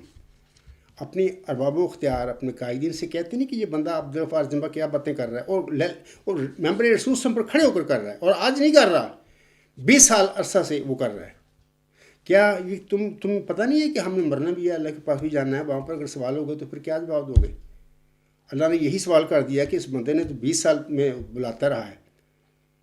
اگر تم سمجھتے تھے کہ یہ غلطی خوردہ بندہ ہے، تم نے اسی غلطی کو، وہ تو بار بار کہہ رہا ہے کہ اگر میں غلطی پر ہوں تو مجھے اصلاح کرو میری، تو تم اس کا اخراج بائیکاٹ کر کے بیٹھ گیا، اور اپنے جو نمبردار ٹائپ ہیں بلیک آدمی کے پیچھے چلتے رہے۔ تو پھر آپ خود سوچ لیں کہ پھر اللہ تعالیٰ پھر آپ لوگوں کے ساتھ پھر کیا ہوگا۔ اللہ آپ پر رحم کرے اور آپ کو سمجھ دے۔ اچھا، یہ جو میں نے کہا ہے نا کہ اس کے حوالے سے مرزا طاہر نے ایک شعر، اپنی ایک مشہور نظم ہے مرد حق کی دعا، میں نے اس کا ذکر بھی کیا ہوا ہے، میرے مقدمہ میں بھی وہ ہے، اور یہ جو کتاب ہے غلام مسیح الزماں، اس کا جو پہلے حصے کا آخری چیپٹر ہے، اس کا عنوان ہے امام وقت کی حیرت انگیز بشارات، اس میں بھی وہ نظم کے اشعار ہیں۔ تو ایک شعر ہے، میں وہ یہاں پر پڑھنا چاہتا ہوں یہاں پر، کیونکہ وہ اس موضوع سے آج جو میرا ہے اس سے تعلق رکھتا ہے۔ مرزا طاہر کہتے ہیں شعر میں، یہ دعا ہی کا تھا معجزہ کے عصا، ساحروں کے مقابل بنا آئیدہ، آج بھی دیکھنا مرد حق کی دعا، سحر کی ناگنوں کو نگل جائے گی۔ سامعین اکرام، یہ جو شعر ہے مرزا طاہر نے، میں بتا دیتا ہوں آپ لوگوں کو کہ یہ مرزا طاہر صاحب نے شعر کہا ہے، اس کے منہ سے ضرور نکلا ہے، لیکن میں آپ لوگوں کو بتانا چاہتا ہوں، یہ بتاتا ہوں کہ یہ ان کا نہیں تخلیق، بلکہ اللہ نے یہ الفاظ اس کے منہ سے نکالے ہوئے ہیں کہ مرزا طاہر ان باتوں کو کہہ، اور مرزا طاہر کے دل میں اللہ نے یہ چیزیں ڈالی ہوئی ہیں کہ کہہ ان کو۔ کیونکہ اللہ کو علم تھا کہ یہ تو انہوں نے بڑا جرم کیے ہیں، مجرم لوگ ہیں یہ، اور یہ احمدیت پر بڑا ظلم کر کے بیٹھے ہیں۔ مرزا غلام صاحب جو ان کا رشتہ دار تھا، مرزا طاہر کا دادا تھا، بشیر الدین محمود کا والد تھا، اس کی احمدیت اس کے مشن کے ساتھ کیا کر کے بیٹھے ہوئے ہیں۔ اللہ نے پھر ان کو پکڑنا تھا، ان مجرموں کو پکڑنا تھا، تو پھر اس کا کوئی طریقہ ذریعہ ہونا چاہیے تھا۔ اللہ نے یہ طریقہ اختیار کیا کہ مرزا طاہر کے منہ سے یہ چیزوں کو نکالا، اور پھر جماعت احمدیہ میں اس آج جیسے یتیم مسکینوں میں پیدا فرما دیا، اور اس کے ساتھ اللہ تعالیٰ اس کو بھی خبر دیتا رہا کہ عبدالغفار کھڑا ہو جائے۔ یہ جو کہہ رہا ہے اس کا مطلب یہ ہے، یہ سب باتیں اللہ تعالیٰ نے مجھے بتائیں اور میں اس کو بتاتا رہا۔ تو میں کہہ رہا تھا کہ یہ مرزا طاہر کا جو شعر ہے، اس کے حوالے سے یہ جو انہوں نے کہا ہے، اس کے چند باتیں میں آپ لوگوں کو بتاتا ہوں۔ پہلے تو سامعین کرام یہ بات یاد رکھیں کہ سورۃ نور کی آیت نمبر 56 یعنی آیت استخلاف کے مطابق موسوی اور محمدی سلسلے دونوں باہم مشابہ ہیں۔ اکثر میں اپنے خطبات میں، اپنے لیکچروں میں بتاتا رہتا ہوں، میری تحریریں بھی ان موضوعات سے بری پڑی ہیں۔ دوسری بات یاد رکھیں کہ مرزا غلام صاحب نے جو اشعار لکھے ہیں ان میں سے ایک شعر اس طرح ہے کہ وہ لکھتے ہیں: میں کبھی آدم کبھی موسیٰ کبھی یعقوب ہوں، نیز ابراہیم ہوں نسلیں ہیں میری بے شمار۔ اب دیکھیں نا، میں نے اکثر بتایا ہوا ہے کہ حضرت مرزا غلام صاحب کو اللہ نے پہلے جو جتنے بھی انبیاء ہیں ان سب کا ذیل بنایا، اور یہ خود وہ فرما رہے ہیں: میں کبھی آدم کبھی موسیٰ کبھی یعقوب ہوں، نیز ابراہیم ہوں نسلیں ہیں میری بے شمار۔ تو آخری زمانے کی وہ موسیٰ بھی تھی، پھر ابھی خود فرما رہے ہیں اپنے متعلق کہ میں موسیٰ بھی ہوں۔ تیسری بات یاد رکھیں کہ آخری زمانے یا محمدی سلسلے کے اس موسیٰ کو بھی 2 عصاؤں کی بشارت دی گئی تھی چلہ ہوشیار پور میں، جیسا کہ مرزا صاحب علیہ السلام تذکرہ ایڈیشن 4 صفحہ 394 پر لکھتے ہیں۔ آپ علیہ السلام لکھتے ہیں: 21 جون 1903 الف مجھے 2 عصا دیے گئے، ایک جو میرے پاس تھا، دوسرے وہ جو گم ہو گیا تھا، اور گم شدہ عصا کو جو میں نے دیکھا تو اس کے منہ پر لکھا ہوا تھا دعا کا مستجابن۔ یہ الہام ہے، الہامی الفاظ ہیں، ساری تحریر الہامی ہے۔ یہ دعا کا مستجابن، اس کی تذکرہ کا جو لکھنے والا ہے اس نے ترجمہ کیا ہے تیری دعا مقبول ہے، اس کا مطلب یہی ہے۔ آگے پھر لکھا ہے 21 جون کو حضور صاحب فرماتے ہیں 21 جون کو ایک چھڑی پر یہ لکھا ہوا دکھایا گیا: دعا کا مستجابن، تیری دعا مقبول ہے۔ سامعین کرام، مذکورہ دونوں الہامات جو ابھی میں نے پڑھے ہیں مرزا صاحب علیہ السلام کے صفحہ نمبر 394 تذکرہ جو ہے، ان دونوں الہامات میں اس حقیقت کا قطعی ثبوت ہیں، یہ جو اب میں بتاؤں گا، کہ محمدی سلسلے کے حضرت موسیٰ علیہ السلام کو بھی 2 عصا دیے گئے تھے۔ ان دونوں عصاؤں میں سے ایک عصا وہ تھا جو گم ہو گیا تھا۔ گم شدہ عصا جب ملا تو اس کے منہ پر لکھا ہوا تھا دعا کا مستجابن، تیری دعا مقبول ہے۔ دیکھیں نا، آپ یاد رکھیں کہ آپ جانتے ہیں نا حضرت موسیٰ السلام کا واقعہ، آپ جانتے ہیں قرآن کریم میں کئی جگہ پر حضرت موسیٰ السلام کا جو مشن تھا، واقعہ تھا، اور وہ ملتا ہے۔ سورۃ القصص ہے، شعراء ہے، بہت ساری صورتیں ہیں، وہاں پر یہ سارا واقعہ حضرت موسیٰ السلام کے ساتھ جو ہوا پتہ ہے آپ لوگوں کو، کہ جب وہ حضرت شعیب علیہ السلام سے واپس ہو جانے لگے تو صبح کے وقت اپنے اہل و عیال کو لے کر جا رہے تھے، طور پر انہوں نے ایک آگ دیکھی، تو اپنے اہل و عیال سے کہا کہ میں ذرا دیکھوں جا کے وہ کیا ہے، آگ ہے تو میں لے کے آؤں گا، اور کوئی اور خبر ہے تو وہ بھی لے آؤں گا۔ تو وہاں پر گیا جہاں اللہ تعالیٰ سے وہ باتیں ہوتی ہیں۔ اگر میں باتیں کروں گا تو وقت بہت لگے گا، میں چاہتا ہوں اس کو میں سمیٹوں۔ تو وہاں پر پھر اللہ تعالیٰ سے مخاطب ہوئے، اللہ تعالیٰ نے ان کو مخاطب فرمایا: اے موسیٰ میں تیرا رب ہوں، اپنے جوتے اتار دے۔ پھر اللہ نے فرمایا کہ تیرے ہاتھ میں کیا ہے؟ تو حضرت موسیٰ علیہ السلام نے فرمایا اللہ تعالیٰ کے حضور کہ اے اللہ، یہ ایک چھڑی ہے، یہ سونٹا ہے میرا، جس سے میں اپنی بکریاں وغیرہ جو ہیں ان کو میں پتے پوتے جھاڑتا ہوں۔ اللہ نے فرمایا کہ اس کو رکھ دے نیچے۔ تو حضرت موسیٰ علیہ السلام نے رکھ دیا اس عصا کو، جو رکھا حضرت موسیٰ علیہ السلام نے اپنا عصا، وہ سانپ بن گیا۔ تو حضرت موسیٰ علیہ السلام نے دیکھا یہ تو سانپ بن گیا، وہ یار انسان تھے نا، بشر تھے، بڑے متقی نیک انسان تھے، لیکن تھے کہ وہ بشر، وہ ڈر گئے، وہ بھاگے چھوڑ کر، یہ سانپ ہو گئے، سانپ ہے۔ تو اللہ نے بلایا پیچھے سے اے موسیٰ، اللہ کے برگزیدہ رسول جو ہوتے ہیں اللہ تعالیٰ کے حضور سے ڈر کر بھاگتے نہیں ہیں. یہ میں باتیں کر رہا ہوں، لفظ بہ لفظ نہیں ہے، میں اپنی زبان میں باتیں بتا رہا ہوں کہ لفظ آگے پیچھے ہو سکتا ہے. تو اللہ کے رسول اللہ کے حضور سے اس طرح ڈر کر بھاگتے نہیں ہیں. واپس آ جا، اس کو پکڑ لے، اٹھا لے، یہ ایسی سوٹا چھڑی بن جائے گی. تو موسیٰ صاحب آئے واپس، تو انہوں نے اٹھایا تو وہ سوٹا.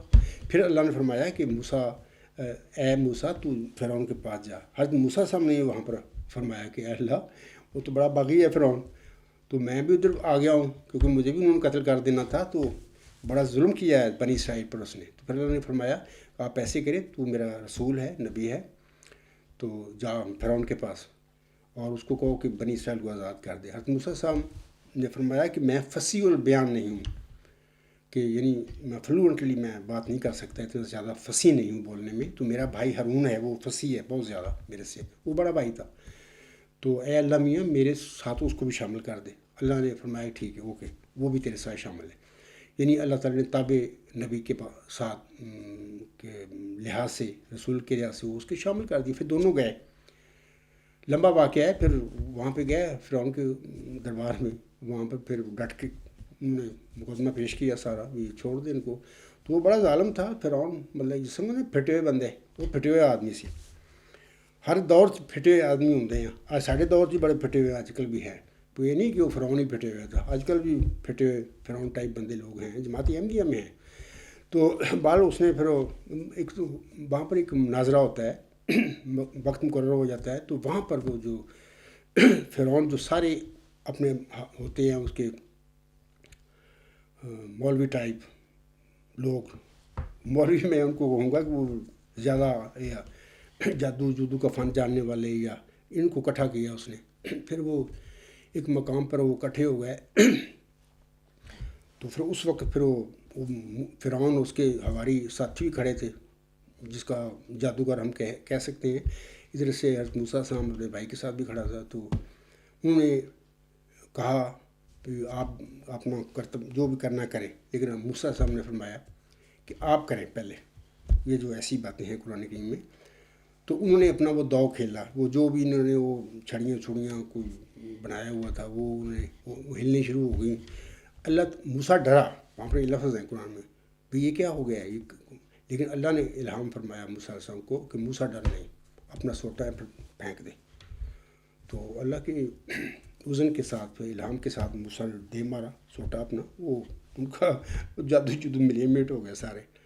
وہاں پر میں یہ سمجھتا ہوں، آج بھی میں نے پہلے بھی کہا ہے کہ یار وہ فرعون کے جو جادوگر تھے اتنی نیک نیت تھے، تقویٰ تھا کو سمجھ گئے.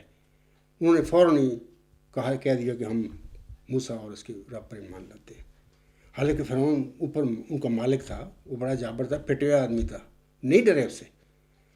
یعنی یہ بات بتاتی ہے کہ فرعون کے جادوگروں میں کچھ ایمان تھا، تقویٰ بھی تھا، نیک نیتی بھی تھی. یار یہ آج کل جماعتیں احمدیہ قادیانی یا لاہوری کے یہ لوگ مولوی شوری بنے پھرتے ہیں، کیا ہے یار؟ اتنی بھی عقل نہیں ہے ان میں، اتنا بھی تقویٰ نہیں ہے جتنا فرعون کے جادوگروں کے دل میں تھا. میں 20 سال کا ان کے آگے کھڑا ہوا ہوں اور دلائل پیش کر رہا ہوں، اور میں کہتا ہوں کہ آؤ میرے دلائل کو توڑ دو، میں معذرت کر لوں گا، اپنے کیس واپس لے لوں گا. لیکن آپ کر نہیں سکتے یہ بات، اور یہ بھی جانتے ہیں کہ ہم غفار صاحب کے دلائل کو توڑ نہیں سکتے. تو یہ وہ بات ہے کہ جس سے یہ ڈرتے ہیں، میرے سامنا نہیں کرتے.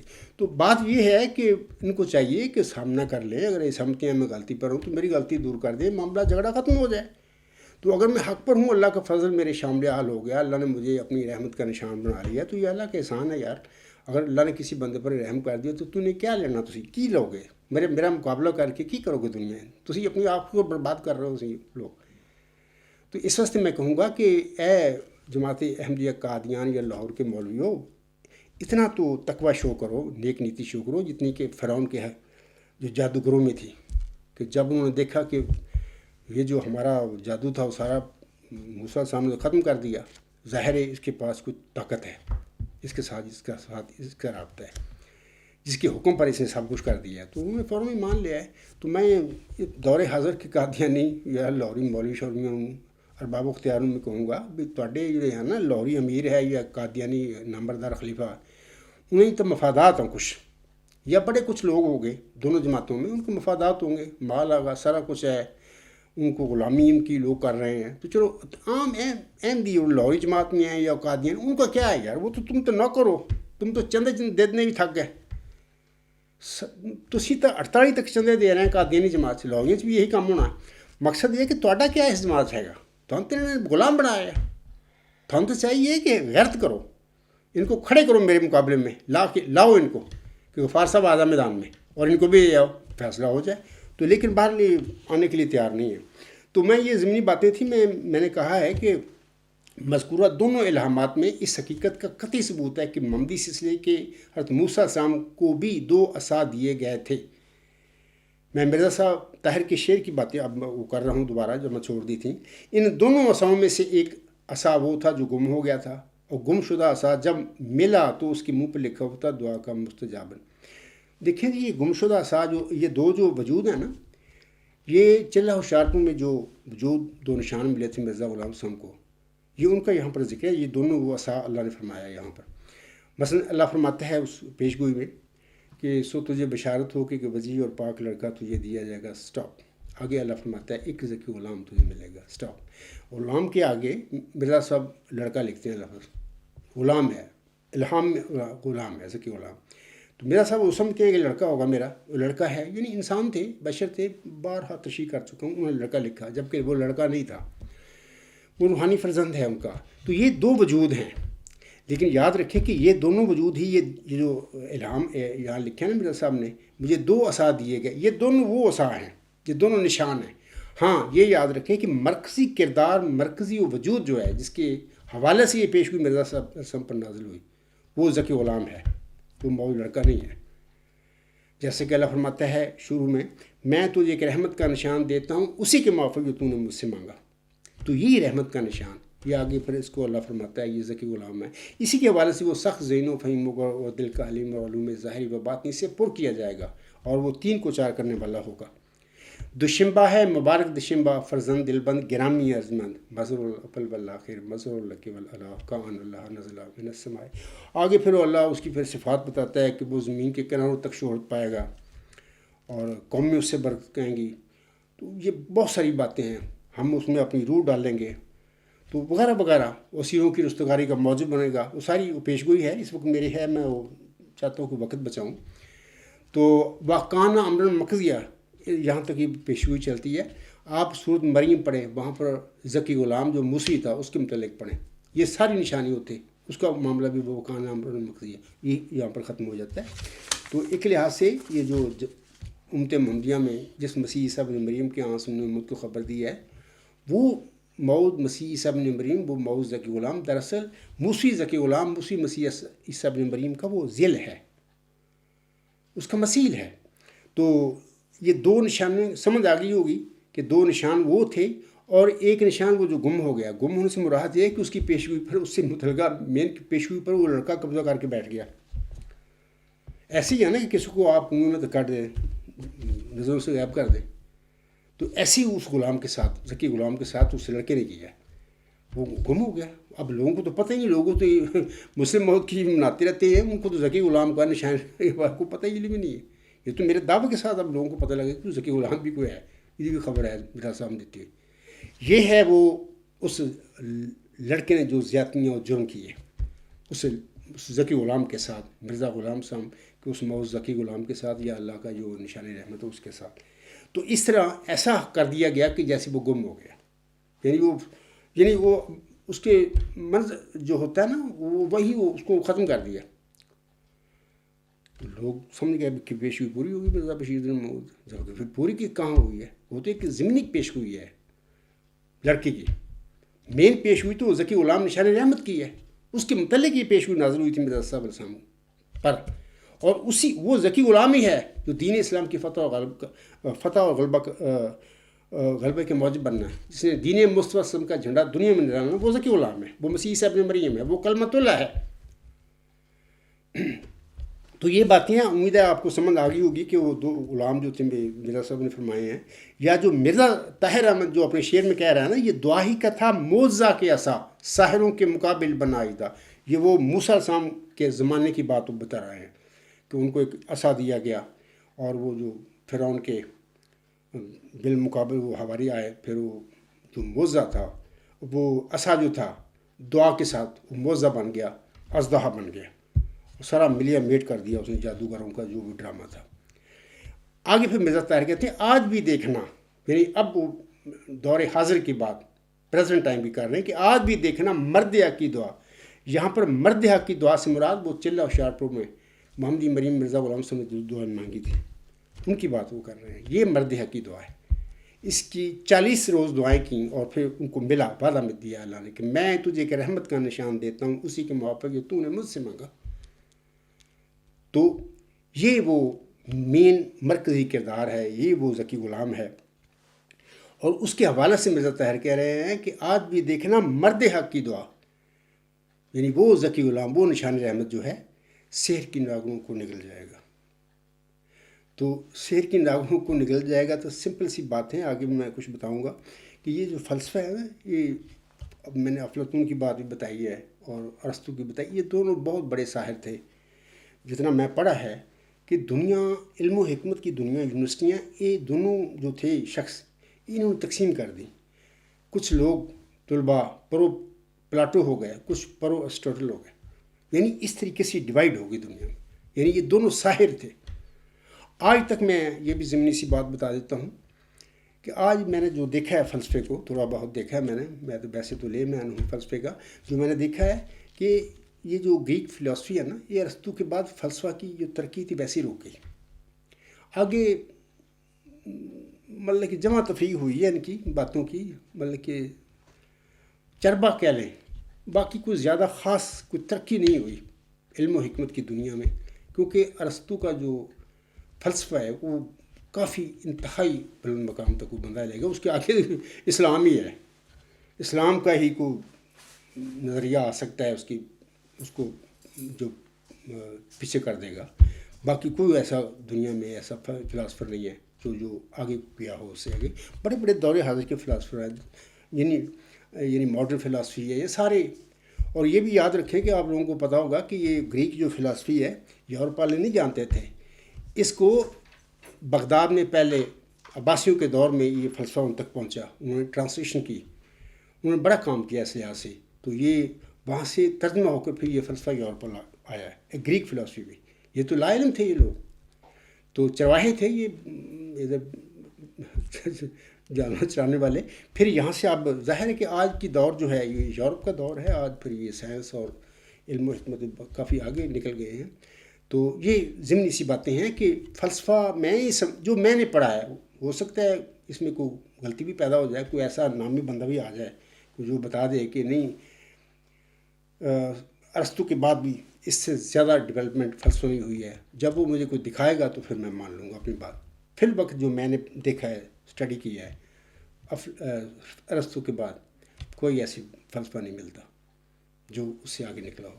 تو بہرحال یہ ایک قسم کا وہ بس آگے زوال آ گیا، پتہ نہیں زوال حضرت سقراط علیہ السلام پر ظلم کیا جو اس کی قوم نے، اس کی وجہ سے پھر یہ اللہ کو ناپسند ہو گئی یہ چیز، تو یہ رک گیا۔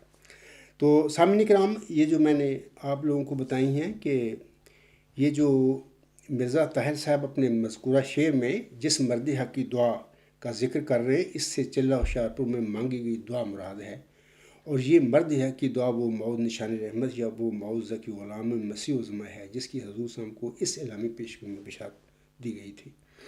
اور یہ گمشدہ سا جو کہ آپ کی دعا کا نتیجہ ہے، یہ وہی موعود نشان رحمت اور موعود ذکی غلام ہے۔ میں تجھے ایک رحمت کا نشان دیتا ہوں اسی کے موافق تم نے مجھ سے مانگا۔ اسی موعود نشان رحمت یا ذکی غلام یا موعود عصا کی طرف جناب مرزا طاہر احمد صاحب نے اپنی اس نظم میں اشارہ کیا ہے۔ وہ کہہ رہے ہیں کہ آج بھی دیکھنا مرد حق کی دعا سحر کی ناگنوں کو نگل جائے گی۔ تو یہ میں تو عرصہ دراز سے کہہ رہا ہوں، احمدیوں کو کان پہ جوں بھی نہیں نکتی، میں کہہ رہا ہوں کہ یہ مرزا طاہر کا شعر دیکھو، وہ ساری باتیں اللہ نے اس عاجز کے وجود میں پوری فرما دی ہیں۔ تو میرا چیلنج ہے آج پھر میں آپ لوگوں کو کہتا ہوں کہ دنیا کا کوئی بھی فلاسفر سائنسدان، کچھ احمدی ہو، غیر احمدی ہو، مسلمان ہو، غیر مسلمان ہو، ایتھیسٹ، جو بھی ہے، اس کو چیلنج کر کے دکھائے۔ اگر یہ ان چیلنج یہ ہے، یعنی اگر یہ کوئی انسان اس کو جھٹلا نہیں سکتا تو کہاں گیا یا افلاطون، کہاں گیا ارسطو، ان کی وہ کتابیں کہاں گئی، ان کے نظریات کہاں گئے؟ تو مرزا طاہر کا شعر پھر سچ ثابت ہو گیا نا کہ آج بھی دیکھنا مرد حق کی دعا سحر کی ناگوں کو نکل جائے گی۔ تو انشاء اللہ تعالیٰ میں کبھی یقین رکھتا ہوں، بالکل یقین، کہ یہ ڈیوائن تھیری نے سب کچھ نکل لیا ہے، کوئی اس کو چیلنج نہیں کر سکتا قیامت تک۔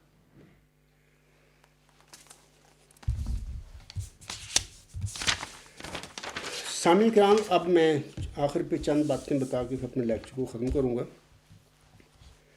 پہلی بات تو یاد رکھیں کہ کوئی بھی انسان، مسلمان ہو یا غیر مسلم، کوئی بھی عالم ہو، کوئی بھی سائنسدان ہو، خواہ وہ مشرقی ہو، خواہ وہ مغربی ہو، خواہ وہ شمالی ہو، خواہ وہ جنوبی ہو، جو بھی ہو، خاکسار کے اس الہی نظریات جس کی ابھی میں بات کر رہا ہوں، اس کو کوئی جھٹلا نہیں سکے گا انشاءاللہ تعالیٰ، یہ پکی بات ہے۔ اور دوسرا یہ ہے کہ میرے احمدی اور غیر احمدی مسلمان بھائیوں، بہنوں اور بزرگوں سے میری گزارش ہے کہ اس عظیم النشان کے بعد یا اس کے علاوہ آپ سب کو خاکسار کے سخت ذہین و فہیم ہونے کے لیے کوئی اور نشان یا کوئی اور ثبوت کیا چاہیے؟ یہ چیلنج ہے میرا، میں ممبر رسول پر کھڑا ہوں اور میدان میں کھڑا ہوں، کوئی بندہ بھی آ کے اس کو چیلنج کر کے دکھایا۔ میں نے ابھی پروفیسر اسٹیج صاحب کی باتیں آپ لوگوں کو بتائی ہیں، وہ لکھتا ہے 1920 میں کہ کوئی انسان آج تک 1920 تک سقراط کا کنسیپٹ آف ورچو کے متعلق کوئی نہیں بتا سکا اس کی حقیقت کیا ہے۔ اس کتاب میں اسی کنسیپٹ کے متعلق لکھا گیا ہے، اسی کے حوالے سے بات کی گئی ہے کہ وہی خدا ہے، ورچو از گاڈ، الہامی الفاظ ہیں۔ اور ویسے بھی پروفیسر اسٹیپ سے صحیح لکھا ہے، اس کی وجہ یہ ہے نا، اللہ تعالیٰ سورۃ بقرہ میں فرماتا ہے کہ وَلَا يُحِيطُونَ بِشَيْءٍ مِّنْ عِلْمِهِ إِلَّا بِمَا شَاءَ، یعنی میری ذات کے علم تو کوئی لے ہی نہیں سکتا عقل کے ذریعے، میں جتنا دوں چاہوں دوں۔ مطلب کہ ہوں اسٹیج صاحب جو لکھتے ہیں ٹھیک لکھتے ہیں کہ سقراط صاحب نبی اور رسول تھا اور اس کی الہامی باتیں ہیں ساری، تو ان باتوں کا تو اسی انسان کو پتہ لگ سکتا ہے جس کو اللہ الہام کے ساتھ بتا دے۔ تو ہم دنیا عقل کے ساتھ اسے کیسے ڈھونڈ سکتی تھی؟ تو دنیا کے فلاسفر تو سارے عقل کے سارے چلنے والے لوگ ہوتے ہیں۔ تو بہرحال اس لحاظ سے اس نے صحیح کہا اپنا پروفیسر سے کسی بندے نے آج تک اس کے متعلق نہیں بتایا، اور الحمدللہ یہ خوش نصیبی دین اسلام کی اور مرزا غلام صاحب کی جماعت احمدیہ کی، محمد صاحب کی خوش نصیبی ان کی ہے، عظمت ہے، مرزا صاحب صاحب محمدی مریم کی عظمت ہے کہ ان کو اللہ نے ایک ایسا ذکی غلام نشان رحمت بخشا کہ جس نے ایک ناممکن علمی ریڈل جو تھی اس کو اللہ نے اس کے ذریعے اس کو حل کروا، یعنی اس ریڈل کو حل کرنے کی اس کو توفیق بخشی۔ یہ ہم سب کے لیے ایک فخر کی بات ہے ایک لحاظ سے۔ آخر پہ میں صرف یہی کہتا ہوں کہ میرا صاحب السلام اپنے ایک شعر میں فرماتے ہیں، صاف دل کو کثرت اعجاز کی حاجت نہیں، صاف دل کو کثرت اعجاز کی حاجت نہیں، ایک نشان کافی ہے گر دل میں ہو خوف کردگار۔ تو سامعین اکرام، میں نے شروع میں بھی کہا ہے، دوبارہ بھی کہہ دیتا ہوں کہ میں چاہتا تھا کہ یہ جو نشانیاں ہیں مرکزی، اس کا میں آج تو ایک لیکچر ہے، اس میں میں نے ایک نشانی وہ سخت ذہین و فہیم ہوگا اور دل کا حلیم، اس کے حوالے سے بتایا ہے۔ اگلی وہ اول اور آخر کا کیسے مظہر ہوگا، وہ باطن اور ظاہر کا کیسے مظہر ہوگا، وہ تین کو چار کرنے والا کیسا ہوگا، اور وہ ال اور حق کا کیسے مظہر ہوگا، یہ ساری چیزیں ایک لحاظ سے اس کتاب میں موجود ہیں۔ لیکن باہر جب ایک انسان بتاتا ہے تو پھر سننے والوں کے ذہن کھلتے ہیں، بعض کو کتابوں کی سمجھ نہیں آتی تو کوئی بات کر رہا ہو بتا رہا ہو اس کی سمجھ آ جاتی ہے، آسان سمجھنا آسان ہو جاتا ہے۔ تو بال یہ میں چاہتا ہوں، میری خواہش تو تھی لیکن میں نے ابھی بتایا ہے میری مجبوری ہے کہ میں اکثر کیل سے باہر ہوتا ہوں، تو مہینے میں 1-2-4 دن کے لیے کبھی آتا ہوں ادھر، تو پھر کوئی ایک آدھ لیکچر ادھر سے پھر موقع مل جاتا ہے میں دے کے چلا جاتا ہوں۔ لیکن میری کوشش ہوگی جلدی ہو سکا ایسے حالات اللہ سے دعا ہے میری وہ پیدا کر دے کہ میں پھر یہ باقی جو نشانیاں ہیں وہ میں آپ لوگوں کو بتاؤں، پھر باقی یہ چند لیکچر ہوں گے میں اس میں بتاؤں گا کہ کس طریقے سے اللہ نے وہ چیزیں اس کتاب میں، اس ڈیوائن تھیوری میں اللہ نے اس عرض کے وجود میں پوری فرما دی ہیں۔ باقی وہ جو ہے نا کہ وہ سخت ذہین و فہیم ہوگا اور دل کا حلیم، لیکن وہ حلیم کی نشانی جو ہے نا وہ ایسی نشانی ہے، اس میں اس کی تو میں کچھ کیوں نہیں کہہ سکتا، یعنی مثلاً اللہ نے مجھے تو میں یقین رکھوں حلیم بنایا، بردبار بنایا، صبر دیا ہے مجھے تو، لیکن یہ ایسی نشانی ہے کہ ہر بندے کہتا ہے، کہے گا کہ جی میں حلیم ہوں۔ مرزا طاہر کا میں نے خطبہ سنا تھا 1988 میں، تو اپنے باپ کے دعوے کے حوالے سے باتیں کر رہے تھے کہ لوگ کہتے ہیں کہ وہ بڑے سخت تھے، فلاں تھے، وہ مرزا طاہر کہتا کہ نہیں وہ بڑے حلیم تھے۔ یعنی کوئی بھی بندہ کہہ سکتا ہے کہ جی میں بڑا حلیم ہوں۔ دیکھیں نا، کسی انسان کے افعال جو لوگ ارد گرد کے ہوں گے، جو اس سے ملنے جانے، وہ فیصلہ کرتے ہیں کہ کسی انسان کا حلیم ہونا یا غیر حلیم ہونا، اس کو لوگ کرتے ہیں، خود بندہ نہیں فیصلے کر سکتا۔ تو میں سمجھتا ہوں کہ مرزا بشیر الدین محمود کا زمانہ تو لوگوں نے دیکھا وہ ہوگا، اس جو کام کرتا رہا ہے سب لوگوں کو پتہ ہے، آپ خود فیصلہ کر لیں وہ حلیم تھا۔ باقی میرے حوالے میں الحمدللہ میں ڈابر میں پیدا ہوا، ربا میں رہا، پڑھتا رہا، لاہور میں، کراچی میں بھی رہا، ادھر 17 سال اپنے دعوے سے پہلے کیل میں رہا ہوں ان لوگوں کے ساتھ، کیل کے جو لوگ ہیں مسلمان احمدی جو لوگ جاننے والے بھی ہیں، اس سب سے آپ تحقیق کر کے پوچھ لینا کہ یہ بندہ کیسا ہے، اس کا ملنا جلنا کیسا ہے، یہ کس قسم کی فطرت کا بندہ ہے۔ تو میرا یقین ہے کہ انشاءاللہ یہ سب لوگ اس بات پر مہر لگائیں گے، تصدیق کریں گے کہ غفار صاحب باقی حلیم ہے۔ تو اللہ تعالیٰ آپ سب کو توفیق بخشے حق کو سمجھنے اور اس کو قبول کرنے کی بھی، اور اپنی آخرت کو سنوارنے کی بھی آپ کو توفیق ملے، اور اللہ تعالیٰ آپ کو وہ تقویٰ بخشے جس سے یہ بزدلیاں، یہ جو کمزوریاں سب دور ہو جاتی ہیں، انسان دلیر ہو جاتا ہے، کیونکہ اللہ کی مدد پھر اس کے شامل حال ہو جاتی ہے۔ اللہ تعالیٰ سے میری دعا ہے کہ اللہ تعالیٰ آپ کو بھی وہ تقویٰ نصیب فرمائے، اور وہ آپ کو ایسا علم بھی دے جس سے آپ کے سب کے شکوک جو ہیں وہ سب دور ہو جائیں، اور آپ بڑے شرح صدر سے یہ جو حقیقت میں آپ سب لوگوں کے آگے پیش کر رہے ہو اس کو آپ سمجھ بھی جائیں، اس کو قبول فرما لیں۔ اسی پہ میں اپنا اس لیکچر کو ختم کرتا ہوں۔ وما علینا الا البلاغ وآخر دعوانا ان الحمد للہ رب العالمین۔ فالحمد للہ اول وآخر وظاہر وباطنا، ہوا مولانا نعم المولا ونعم النصیر ونعم الوکیل۔